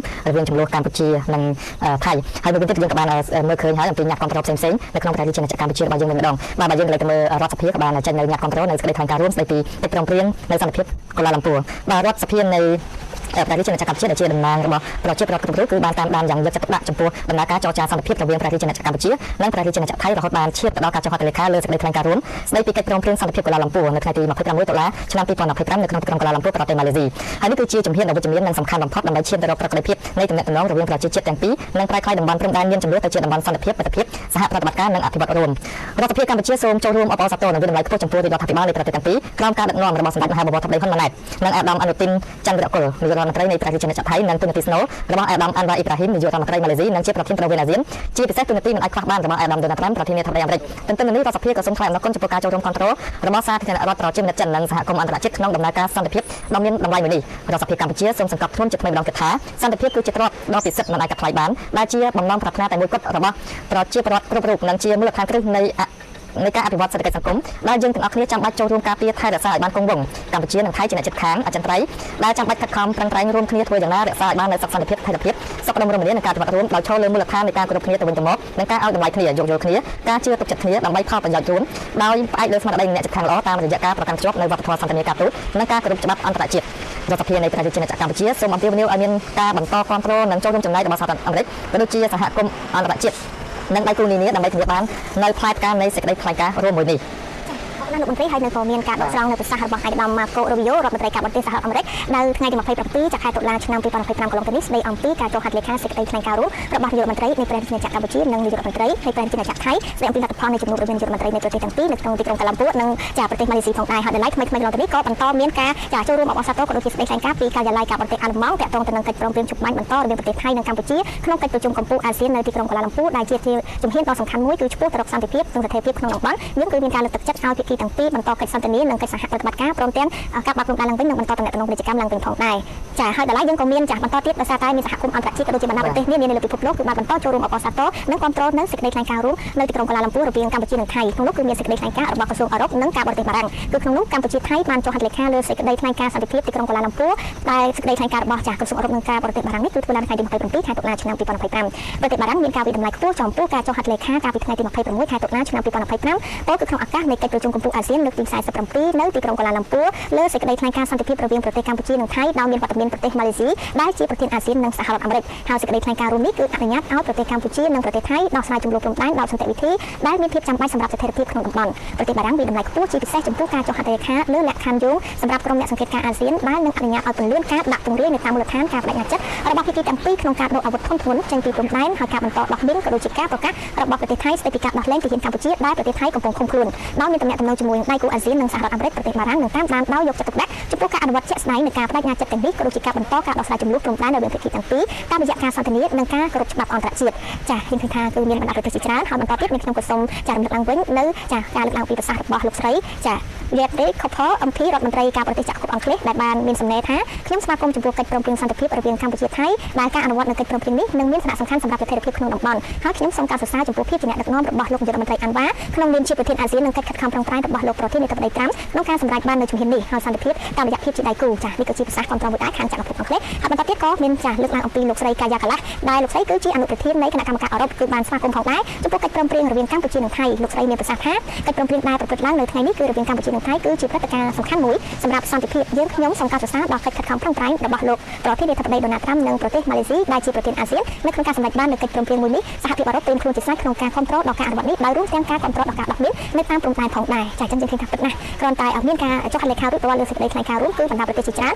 គឺបានចាធ្វើសេចក្តីថ្លែងការណ៍គ្រប់គ្រងទៅដល់ចាសេចក្តីថ្លែងការណ៍រួមទីក្រុងកាឡាំពួររវាងកម្ពុជានិងថៃចាទូទាំងសេចក្តីជាទីគោរពយើងឃើញថាក្រៅពីបណ្ដាប្រទេសនានាក្នុងប្រទេសកម្ពុជារបស់យើងក៏មានចាញ៉ាំគ្រប់គ្រងក៏ដូចជាសេចក្តីប្រកាសផងដែរហើយដំណោះនេះខ្ញុំសូមបន្តជំរាបជូនផងដែរទៅសេចក្តីប្រកាសរបស់រដ្ឋសភានៃព្រះរាជាណាចក្រកម្ពុជាដែលគ្រប់គ្រងទៅលើសេចក្តីថ្លែងការណ៍រួមរបស់នាយករដ្ឋមន្ត្រីនៃព្រះរាជាណាចក្រកម្ពុជានិងនាយករដ្ឋមន្ត្រីព្រះរាជាណាចក្រថៃស្ដីអំពីលទ្ធផលជំនួបរវាងនាយករដ្ឋមន្ត្រីទាំងពីរនៅទីក្រុងកាឡាំពួរប្រទេសម៉ាឡេស៊ីប្រសិទ្ធភាពនៃព្រះរាជាណាចក្រកម្ពុជាសូមចូលរួមអបអរសាទរនិងគ្រប់គ្រងយ៉ាងពេញទំហឹងចំពោះការចុះហត្ថលេខាលើសេចក្តីថ្លែងការណ៍រួមជាប្រវត្តិសាស្ត្ររវាងព្រះរាជាណាចក្រកម្ពុជានិងព្រះរាជាណាចក្រថៃដែលធ្វើឡើងនៅថ្ងៃទី26 ខែតុលាឆ្នាំ2025នេះទីក្រុងកាឡាំពួរប្រទេសម៉ាឡេស៊ីក្រោមការដឹកនាំប្រកបដោយភាពវិវ័យរបស់សម្ដេចមហាបវរធិបតីហ៊ុនម៉ាណែតនាយករដ្ឋមន្ត្រីនៃព្រះរាជាណាចក្រកម្ពុជាសេចក្តីថ្លែងការណ៍ ការនេះដែលមានវត្តមានជាសាក្សីដោយប្រធានាធិបតីសហរដ្ឋអាមេរិកនិងនាយករដ្ឋមន្ត្រីម៉ាឡេស៊ីដែលបានបើកនៅទំព័រថ្មីមួយជាសារវ័ននៅក្នុងការស្វែងរកសន្តិភាពនិងបន្តកិច្ចសហប្រតិបត្តិការបន្ទាប់ពីមានអរិភាពនៅតំបន់ព្រំដែននាពេលថ្មីៗនេះគឺជាព្រឹត្តិការណ៍ដ៏មានសារៈសំខាន់យ៉ាងជ្រាលជ្រៅបំផុតរបស់ជាតិដែលជាការបញ្ជាក់ឡើងវិញនៅការបដិញ្ញាចិត្តឥតវិរេរបស់កម្ពុជាក្នុងការដោះស្រាយចំនួនដោយសន្តិវិធីដោយមានចែងក្នុងធម្មនុញ្ញអង្គការសហប្រជាជាតិនិងធម្មនុញ្ញអាស៊ានប្រសិទ្ធភាពកម្ពុជាសូមគាំទ្រជាពិសេសចំពោះក្របខ័ណ្ឌដែលមានលក្ខណៈជាក់ស្ដែងនិងគ្រប់ជ្រុងជ្រោយដោយតែមានចែងក្នុងសេចក្តីថ្លែងការណ៍នេះវិធានការទាំងអស់នេះគឺជាការផ្ដល់អាទិភាពដល់សុវត្ថិភាពនិងសន្តិសុខប្រជាជនកម្ពុជានិងការពារផលប្រយោជន៍ជាតិតាមរយៈការដាក់ចេញនូវវិធានការបន្ធូរបន្ថយភាពតានតឹងជាបន្ទាន់ការដោះស្រាយក្តីកង្វល់ផ្នែកមនុស្សធម៌សំខាន់ៗរួមទាំងការដោះលែងវីរៈយុទ្ធជនកម្ពុជាដែលកំពុងជាប់ឃុំនិងការបង្កើតជាផ្លូវការនៅយន្តការទ្វេភាគីនិងតំបន់ដ៏រឹងមាំតួយ៉ាងក្រុមអ្នកសង្កេតការណ៍អាស៊ាន AOT ដើម្បីធានាបាននូវស្ថិរភាពយូរអង្វែងនិងការបន្តកិច្ចសន្ទនាលើបញ្ហាព្រំដែនដែលនៅសេសសល់ចំពោះប្រកបដោយសន្តិភាពរបស់កម្ពុជាគឺរាល់បញ្ហាព្រំដែនត្រូវតែដោះស្រាយដោយសន្តិវិធីតាមរយៈយន្តការដែលមានស្រាប់និងច្បាប់អន្តរជាតិប្រសិទ្ធភាពកម្ពុជាសូមថ្លែងអំណរគុណយ៉ាងជ្រាលជ្រៅបំផុតចំពោះតួអង្គសម្របសម្រួលអន្តរជាតិសំខាន់ៗដែលបានរួមចំណែកដ៏មានតម្លៃមិនអាចកាត់ថ្លៃបានក្នុងការធ្វើឲ្យដំណោះស្រាយនេះលេចចេញជារូបរាងឡើងយើងខ្ញុំសូមថ្លែងអំណរគុណជាពិសេសចំពោះឯកឧត្តមដូណាល់ J. Trump ប្រធានាធិបតីសហរដ្ឋអាមេរិកចំពោះទូនីតិដ៏ម៉ឺងម៉ាត់របស់លោកនៅក្នុងការធានានៅបទឈប់បាញ់ដំបូងនិងការជំរុញបរិយាកាសកាត់ទោសសម្រាប់កិច្ចព្រមព្រៀងនេះហើយប្រសិទ្ធភាពកម្ពុជាក៏សូមការសរសើរយ៉ាងខ្លាំងចំពោះឯកឧត្តមដាតុសេរីអាន់វ៉ាអ៊ីប្រាហ៊ីមនាយករដ្ឋមន្ត្រីនៃប្រទេសម៉ាឡេស៊ីនិងជាប្រធានអាស៊ានចំពោះការគ្រប់គ្រងមិនងាយរេនិងកិច្ចខិតខំប្រឹងប្រែងសម្រាប់សម្រួលប្រកបដោយការស្ថាបនារបស់លោកផងដែរប្រសិទ្ធភាពកម្ពុជាសូមបដិញ្ញាគ្រប់គ្រងរដ្ឋាភិបាលនៅក្នុងការអនុវត្តសេចក្តីថ្លែងការណ៍រួមនេះឲ្យបានពេញលេញនិងម៉ត់ចត់បំផុតយើងសង្ឃឹមយ៉ាងមុតមាំថាកិច្ចព្រមព្រៀងនេះនឹងបើកទំព័រថ្មីសម្ដៅផ្លាស់ប្ដូរតំបន់ព្រំដែនរួមគ្នារវាងប្រទេសទាំងពីរពីប្រភពនៃភាពតានតឹងទៅជាតំបន់សន្តិភាពកិច្ចសហប្រតិបត្តិការនិងការអភិវឌ្ឍសេដ្ឋកិច្ចរួមគ្នាដើម្បីផលប្រយោជន៍របស់ប្រជាជនកម្ពុជានិងប្រជាជនថៃបាទអរគុណទូរទស្សនិកជនជាទីគោរពខ្ញុំបាទសូមបន្តនៅអានជម្រាបជូននៅអ្នកគ្រប់គ្រងរបស់ក្រសួងការពារជាតិពីសេចក្តីថ្លែងការណ៍រួមស្តីពីកិច្ចព្រមព្រៀងសន្តិភាពកូឡាឡាំពួរថ្នាក់ដឹកនាំក្រសួងការពារជាតិនីតិហ៊ានរងនិងពលទាហាននៃកងយុទ្ធពលខេមរភូមិន្ទសូមគាំទ្រយ៉ាងពេញទំហឹងចំពោះសេចក្តីថ្លែងការណ៍រួមស្តីពីកិច្ចព្រមព្រៀងសន្តិភាពកូឡាឡាំពួរនៅថ្ងៃទី26ខែតុលាឆ្នាំ2025នៅទីក្រុងកូឡាឡាំពួរប្រទេសម៉ាឡេស៊ីដែលជាជំហានវិជ្ជមានដ៏សំខាន់ដើម្បីឈានទៅរកប្រកបភាពនៃទំនាក់ទំនងរវាងប្រជាជាតិទាំងពីរនិងប្រែក្លាយតំបន់ព្រំដែនមានចំនួនទៅជាតំបន់សន្តិភាពមិត្តភាពសហប្រតិបត្តិការនិងអភិវឌ្ឍរួមថ្នាក់ដឹកនាំក្រសួងការពារជាតិនីតិហ៊ានរងនិងពលទាហាននៃកងយុទ្ធពលខេមរភូមិន្ទសូមចូលរួមអបអរសាទរចំពោះរដ្ឋាភិបាលនៃប្រទេសទាំងពីរក្រោមការដឹកនាំរបស់សម្ដេចមហាបវរធិបតីហ៊ុនម៉ាណែតនាយករដ្ឋមន្ត្រីនៃព្រះរាជាណាចក្រកម្ពុជានិងអាដាមអនុទីនច័ន្ទវិរៈពលនាយករដ្ឋមន្ត្រីនៃព្រះរាជាណាចក្រថៃនិងទូនាទីស្នូលរបស់អាដាមអាន់វ៉ាអ៊ីប្រាហ៊ីមនាយករដ្ឋមន្ត្រីម៉ាឡេស៊ីនិងជាប្រធានបដូវវេនអាស៊ានជាពិសេសទូនាទីមិនអាចខ្វះបានរបស់អាដាមដូណាល់ត្រាំប្រធានាធិបតីសហរដ្ឋអាមេរិកទន្ទឹមគ្នានេះក៏សូមថ្លែងអំណរគុណចំពោះការចូលរួមគាំទ្ររបស់សាធារណរដ្ឋប្រជាមានិតចិននិងសហគមន៍អន្តរជាតិក្នុងដំណើរការសន្តិភាពដ៏មានតម្លៃនេះជាថ្មីម្ដងទៀតថ្នាក់ដឹកនាំក្រសួងការពារជាតិនីតិហ៊ានរងនិងពលទាហាននៃកងយុទ្ធពលខេមរភូមិន្ទសូមកោតសរសើរចំពោះការអនុវត្តយុទ្ធសាស្ត្រស្ងាត់តែមិនស្ងៀមរបស់សម្ដេចមហាបវរធិបតីហ៊ុនម៉ាណែតរហូតដល់សម្រេចបានសេចក្តីថ្លែងការណ៍រួមនេះនិងសូមសង្កត់ធ្ងន់ថាសន្តិភាពគឺជាទ្រព្យដ៏ពិសិដ្ឋមិនអាចកាត់ថ្លៃបានដែលជាបំណងប្រាថ្នារបស់ប្រជាពលរដ្ឋគ្រប់គ្នានិងជាមូលដ្ឋានគ្រឹះនៃការអភិវឌ្ឍសេដ្ឋកិច្ចសង្គមដែលយើងទាំងអស់គ្នាចាំបាច់ត្រូវចូលរួមការពារថែរក្សាឲ្យបានគង់វង្សកម្ពុជានិងថៃជាអ្នកជិតខាងអចិន្ត្រៃយ៍ដែលចាំបាច់ខិតខំប្រឹងប្រែងរួមគ្នាធ្វើយ៉ាងណារក្សាឲ្យបាននូវសុខសន្តិភាពស្ថិរភាពសុខដុមរមនានិងការអភិវឌ្ឍរួមដោយចូលលើមូលដ្ឋាននៃការគោរពគ្នានិងការឲ្យតម្លៃគ្នាទៅវិញទៅមកការយកយល់គ្នាការជឿទុកចិត្តគ្នាដើម្បីផលប្រយោជន៍រួមដោយផ្អែកលើស្មារតីនៃអ្នកជិតខាងល្អតាមរយៈការប្រកាន់ខ្ជាប់នៅវប្បធម៌សន្តិនិកការទូតនិងការគោរពច្បាប់អន្តរជាតិថ្នាក់ដឹកនាំក្រសួងការពារជាតិនីតិហ៊ានរងនិងពលទាហាននៃកងយុទ្ធពលខេមរភូមិន្ទសូមអំពាវនាវឲ្យមានការបន្តគាំទ្រនិងការចូលរួមចំណែករបស់សហគមន៍អន្តរជាតិនិងដៃគូនានាដើម្បីធានាសម្រេចបានជោគជ័យក្នុងការអនុវត្តសេចក្តីថ្លែងការណ៍រួមនេះបាទនេះគឺជាអ្នកគាំទ្ររបស់ក្រសួងការពារជាតិដែលមាននីតិហ៊ានរងនិងពលទាហាននៃកងយុទ្ធពលខេមរភូមិន្ទធ្វើសេចក្តីគាំទ្រយ៉ាងពេញទំហឹងចំពោះសេចក្តីថ្លែងការណ៍រួមស្តីពីកិច្ចព្រមព្រៀងសន្តិភាពកូឡាឡាំពួរដែលរៀបចំឡើងនៅក្នុងទីក្រុងកូឡាឡាំពួរប្រទេសម៉ាឡេស៊ីកាលពីថ្ងៃទី26ខែតុលាឆ្នាំ2025កន្លងទៅនេះចាទូទាំងសកម្មជននេះខ្ញុំក៏សូមបន្តជម្រាបជូននៅញាតិគ្រប់គ្រងរបស់ក្រសួងការបរទេសនិងសហប្រតិបត្តិការកម្ពុជាអន្តរជាតិដែលក្នុងនោះគឺបានអសរសេរថាក្នុងនាមថ្នាក់ដឹកនាំមន្ត្រីរាជការបុគ្គលិកក្រសួងការបរទេសនិងសហប្រតិបត្តិការអន្តរជាតិនិងមន្ត្រីការទូតនៅតាមបណ្ដាស្ថានតំណាងកម្ពុជានៅបរទេសយើងខ្ញុំទាំងអស់គ្នាសូមចូលរួមអបអរសាទរនិងគាំទ្រយ៉ាងពេញទំហឹងចំពោះការចុះហត្ថលេខាលើសេចក្តីថ្លែងការណ៍រួមរបស់នាយករដ្ឋមន្ត្រីនៃព្រះរាជាណាចក្រកម្ពុជានិងនាយករដ្ឋមន្ត្រីនៃព្រះរាជាណាចក្រថៃស្តីពីលទ្ធផលនៃជំនួបរវាងនាយករដ្ឋមន្ត្រីទាំងពីរនៅទីក្រុងកូឡាឡាំពួរប្រទេសម៉ាឡេស៊ីនៅថ្ងៃទី26ខែតុលាឆ្នាំ2025ដែលនេះគឺជាជំហានវិជ្ជមានដ៏មានសារៈសំខាន់បំផុតនិងជាមហាព្រឹត្តិការណ៍ជាប្រវត្តិសាស្ត្រមួយនៅក្នុងការឈានទៅរកប្រកបភាពនៃទំនាក់ទំនងរវាងប្រជាជាតិទាំងពីរនិងប្រែក្លាយតំបន់ជម្លោះព្រំដែនទៅជាតំបន់ព្រំដែនសន្តិភាពមិត្តភាពសហប្រតិបត្តិការនិងអភិវឌ្ឍរួមដើម្បីការពារឧត្តមប្រយោជន៍ជាតិមាតុភូមិនិងប្រជាជនកម្ពុជានិងធានាបាននូវទំនាក់ទំនងល្អរវាងប្រទេសទាំងពីរការនេះគឺឆ្លុះបញ្ចាំងយ៉ាងច្បាស់ពីការដឹកនាំដ៏វាងវៃប៉ិនប្រសប់ពោពេញទៅដោយយុទ្ធសាស្ត្រនិងចក្ខុវិស័យវែងឆ្ងាយរបស់ប្រមុខរាជរដ្ឋាភិបាលសម្ដេចមហាបវរធិបតីហ៊ុនម៉ាណែតនាយករដ្ឋមន្ត្រីនៃព្រះរាជាណាចក្រកម្ពុជាសេចក្តីថ្លែងការណ៍រួមនេះដែលមានចាវត្តមានប្រធានាធិបតីសហរដ្ឋអាមេរិកឯកឧត្តមដូណាល់ J. Trumpនិងនាយករដ្ឋមន្ត្រីម៉ាឡេស៊ីឯកឧត្តមដាតុសេរីអាន់វ៉ាអ៊ីប្រាហ៊ីម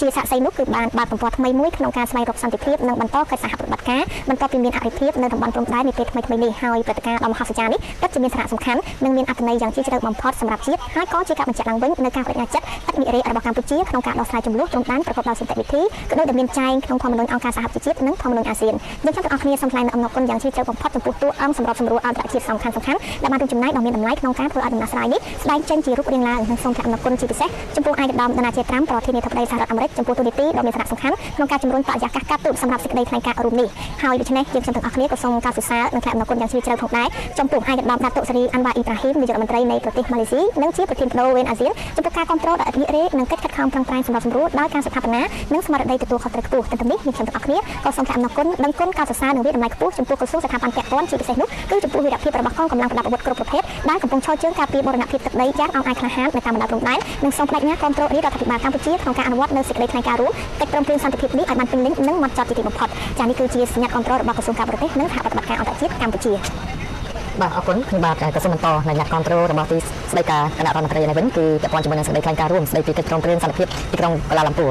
យើងទាំងអស់គ្នាជាថ្នាក់ដឹកនាំនិងមន្ត្រីរាជការគ្រប់លំដាប់ថ្នាក់នៃទីស្តីការគណៈរដ្ឋមន្ត្រីសូមសម្ដែងនៅការគ្រប់គ្រងយ៉ាងពេញទំហឹងនិងអំណរសាទរប្រកបដោយមោទនភាពបំផុតចំពោះមហាព្រឹត្តិការណ៍ជាប្រវត្តិសាស្ត្រដ៏មានសារៈសំខាន់ជាសារព័ន្ធនៃពិធីចុះហត្ថលេខារួមគ្នាលើសេចក្តីថ្លែងការណ៍រួមនៃពីកិច្ចព្រមព្រៀងសន្តិភាពទីក្រុងកូឡាឡាំពូរបស់សម្ដេចមហាបវរធិបតីហ៊ុនម៉ាណែតនាយករដ្ឋមន្ត្រីនៃប្រទេសជាតិកម្ពុជានិងអាដាមអនុទីនចន្ទរកុលនាយករដ្ឋមន្ត្រីនៃប្រទេសជាតិថៃអាដាមអាន់វ៉ាអ៊ីប្រាហ៊ីមនាយករដ្ឋមន្ត្រីនៃសហព័ន្ធម៉ាឡេស៊ីនិងជាប្រធានបដូវវេនអាស៊ានជាពិសេសអាដាមដូណាល់ត្រាំប្រធានាធិបតីនៃសហរដ្ឋអាមេរិកនាថ្ងៃទី26ខែតុលាឆ្នាំ2025នៅទីក្រុងកូឡាឡាំពូនៃសហព័ន្ធម៉ាឡេស៊ីសេចក្តីថ្លែងការណ៍រួមស្តីពីកិច្ចព្រមព្រៀងសន្តិភាពទីក្រុងកូឡាឡាំពូគឺពិតជាបានសរបញ្ជាក់យ៉ាងល្អបំផុតអំពីឆន្ទៈដ៏មមាំប្រកបដោយទស្សនវិស័យដ៏វែងឆ្ងាយនិងបញ្ញាញាណដ៏ឆ្លៀសវៃក្រោមយុទ្ធសាស្ត្រស្ងាត់តែមិនស្ងៀមរបស់សម្ដេចមហាបវរធិបតីនាយករដ្ឋមន្ត្រីក្នុងការដឹកនាំដំណើរការចរចាសន្តិភាពរវាងប្រជាជនកម្ពុជានិងប្រជាជនថៃដើម្បីឈានទៅរកប្រតិភិបនៃទំនាក់ទំនងរវាងប្រជាជាតិទាំងពីរនិងប្រែក្លាយតំបន់ព្រំដែនដែលមានចំនួនទៅជាតំបន់សន្តិភាពមិត្តភាពសហប្រតិបត្តិការនិងអភិវឌ្ឍរួមទន្ទឹមនឹងនេះសមិទ្ធផលផ្លាតការដ៏គួរឲ្យស្និទ្ធស្នាលនេះបានបង្ហាញដល់សាធារណជននិងមជ្ឈដ្ឋានជាតិនិងអន្តរជាតិនៅភាពថ្លៃថ្នូរនិងភាពចាស់ទុំក្នុងនយោបាយនិងឆាប់របស់ប្រជាជនកម្ពុជាក្នុងការបញ្ជាសង្គ្រាមនិងការបង្ហូរឈាមដើម្បីបុព្វហេតុសន្តិភាពទាំងក្នុងតំបន់និងពិភពលោកតាមរយៈការគោរពយ៉ាងមុតមាំនៅច្បាប់អន្តរជាតិប្រកបដោយស្មារតីសហប្រតិបត្តិការខ្ពស់និងការគោរពអធិបតេយ្យគ្នាទៅវិញទៅមកសន្តិភាពគឺជាទ្រព្យសម្បត្តិដ៏មហាសាលដែលជាមូលដ្ឋានគ្រឹះនៃការអភិវឌ្ឍសេដ្ឋកិច្ចសង្គមនិងជាបំណងប្រាថ្នាតែមួយគត់របស់ប្រជាជនកម្ពុជាគ្រប់រូបក៏ដូចជាប្រជាជនក្នុងតំបន់និងជុំវិញពិភពលោកពោលគឺមានសន្តិភាពគឺមានការអភិវឌ្ឍនិងមានអ្វីៗទាំងអស់ក្នុងន័យនេះយើងខ្ញុំសូមគោរពថ្លែងអំណរគុណដឹងគុណនិងការសរសើរយ៉ាងស្មោះស្ម័គ្រពីដួងចិត្តនៅគំរូវីរភាពរបស់សម្ដេចមហាបវរធិបតីហ៊ុនម៉ាណែតព្រមទាំងវីរៈកងទ័ពនិងកងកម្លាំងប្រដាប់អាវុធគ្រប់ប្រភេទដែលបាននឹងកំពុងឈរជើងយ៉ាងអង់អាចក្លាហាននិងលះបង់កម្លាំងកាយកម្លាំងចិត្តប្រាជ្ញាស្មារតីដើម្បីបដិបត្តិការពារដាច់ខាតនៅអធិបតេយ្យនិងបូរណភាពទឹកដីនៃប្រជាជនកម្ពុជានិងសូមអំពាវនាវដល់សាធារណជនបន្តស្មារតីរួមគ្នាក្នុងមហាសាមគ្គីជាមួយនឹងរដ្ឋាភិបាលដើម្បីបន្តការពារជាតិនិងសន្តិភាពសម្ដៅនាំនាវាកម្ពុជាឆ្ពោះទៅកាន់ចក្ខុវិស័យកម្ពុជាឆ្នាំ2050ជាថ្មីម្ដងទៀតជាមួយនឹងអំណរសាទរប្រកបដោយមោទនភាពនេះយើងខ្ញុំទាំងអស់គ្នាសូមគោរពជូនសម្ដេចបាទសូមគោរពជូនពរសម្ដេចមហាបវរធិបតីហ៊ុនម៉ាណែតព្រមទាំងថ្នាក់ដឹកនាំគ្រប់ជាន់ថ្នាក់និងប្រជាជាតិកម្ពុជាទាំងមូលសូមទទួលនៅសុខភាពល្អបរិបូរណ៍សុភមង្គលនិងទទួលបានជោគជ័យលើគ្រប់ភារកិច្ចដើម្បីបន្តរួមគ្នាអភិវឌ្ឍកសាងមាតុភូមិកម្ពុជាដ៏បវរនៃយើងឈានឆ្ពោះទៅរកវិមលភាពលើគ្រប់វិស័យក្រោមម្លប់ដ៏ត្រជាក់នៃសុខសន្តិភាពជនហើយខ្ញុំក៏សូមបន្តជំរាបជូននៅសេចក្តីថ្លែងការណ៍របស់ក្រសួងយុតិធម៌វិញម្ដងទៅក្នុងនោះគឺមានคำសារថាក្រសួងយុតិធម៌មានសេចក្តីសមណរីករាយសូមប្រកាសគ្រប់គ្រងនិងសូមសម្ដែងនៃការអបអរសាទរជាមួយមោទនភាពនិងក្តីស្ងប់ស្ងាត់ឥតឧបមាចំពោះការសម្រេចបាននៅសេចក្តីថ្លែងការណ៍រួមស្តីពីកិច្ចព្រមព្រៀងសន្តិភាពកូឡាឡាំពូរវាងព្រះរាជាណាចក្រកម្ពុជានិងព្រះរាជាណាចក្រថៃដែលត្រូវបានចុះហត្ថលេខានៅថ្ងៃទី26ខែតុលាឆ្នាំ2025នៅទីក្រុងកូឡាឡាំពូរប្រទេសម៉ាឡេស៊ីដែលមានឯកឧត្តម Donald J. Trump ប្រធានាធិបតីសហរដ្ឋអាមេរិកនិងឯកឧត្តម Anwar Ibrahim នាយករដ្ឋមន្ត្រីម៉ាឡេស៊ីធ្វើពិសាសីការសម្រេចបានជាប្រវត្តិសាស្ត្រនៅសេចក្តីថ្លែងការណ៍រួមស្តីពីកិច្ចព្រមព្រៀងសន្តិភាពកូឡាឡាំពូរគឺជាព្រឹត្តិការណ៍ដ៏មានសារៈសំខាន់យ៉ាងជ្រាលជ្រៅបំផុតក្នុងជាតិជាពិសេសគឺការបង្កើតក្របខ័ណ្ឌនយោបាយរួមមួយដើម្បីដោះស្រាយចំនួនរវាងកម្ពុជានិងថៃដោយវិសុទ្ធបាយសន្តិភាពនិងដោយធានាបាននូវការគោរពអធិបតេយ្យជាតិនិងបូរណភាពទឹកដីរបស់កម្ពុជាស្របតាមច្បាប់អន្តរជាតិក៏ដូចជាសន្ធិសញ្ញានិងកិច្ចព្រមព្រៀងជាធរមានជោគជ័យដ៏មហស្ចារ្យនេះគឺសបញ្ជាក់យ៉ាងប្រកបជាពីលទ្ធផលនៃយុទ្ធសាស្ត្រស្ងាត់តែមួយគ្រារបស់សម្ដេចធិបតីនាយករដ្ឋមន្ត្រីដែលបានប្រកាន់ខ្ជាប់នៅអធិក្រមនៃភាពហត់ធ្មត់ក្នុងការខិតខំដោះស្រាយបញ្ហាដោយសន្តិវិធីដោយចំណាបញ្ជាការពង្រីកវិសាលភាពនៃចំនួនការកាត់បន្ថយបានជាអតិបរមានិងផលប៉ះពាល់ដល់ប្រជាពលរដ្ឋនិងជំរុញការបញ្ចប់ចំនួនឲ្យបានឆាប់ក្រសួងយុតិធម៌ក៏សូមសម្ដែងនឹងការគោរពបទពិសោធន៍ដ៏ស្មោះចំពោះវីរភាពនិងនីតិដឹកនាំប្រកបដោយចក្ខុវិស័យវែងឆ្ងាយនិងគតិបណ្ឌិតដ៏ខ្ពង់ខ្ពស់របស់សម្ដេចអគ្គមហាសេនាបតីនៃជោគហ៊ុនសែននិងសម្ដេចមហាបវរធិបតីហ៊ុនម៉ាណែតដែលបានចុះអស់នៅកម្លាំងកាយចិត្តប្រាជ្ញានិងស្មារតីដោយមិនខ្លាចហឺហត់ក្នុងការដឹកនាំប្រយុទ្ធតស៊ូគ្រប់អាចារ្យជាមួយយុទ្ធសាស្ត្រដ៏ប៉ិនប្រសប់នៅគ្រប់សមរភូមិទាំងសមរភូមិយោធាសមរភូមិច្បាប់សមរភូមិការទូតនិងសមរភូមិនយោបាយដើម្បីធានាការពារនូវអធិបតេយ្យជាតិនិងបូរណភាពទឹកដីរបស់កម្ពុជារហូតសម្ដេចបាននូវសេចក្តីថ្លែងការណ៍រួមស្តីពីកិច្ចព្រមព្រៀងសន្តិភាពកូឡាឡាំពូរក្រសួងយុតិធម៌សូមអភិនិយោដល់សាធារណជនទាំងអស់សូមបន្តរួមសាមគ្គីគ្នាជាធ្លុងមួយជាមួយរាជរដ្ឋាភិបាលក្រោមការដឹកនាំប្រកបដោយចក្ខុវិស័យ នេះគឺតាមតាមទៅទៅនឹងកំពុងតែទៅវិញមកតាមមកគឺទៅតាមទៅតាមទៅទៅគឺហ្នឹងវិញជាការវិញជាការតាមទៅតាមជាការរូបដឹកណាតាមទៅទៅទៅទៅគឺអត់ទេគឺតាមទៅទៅទៅទៅជាទៅណាបាត់ទេទៅជាធំបានបានតាមទៀតបានបាទទៅទៅនេះដូចជាការរៃងនេះមានការដាក់អាវុធណាក្នុងការ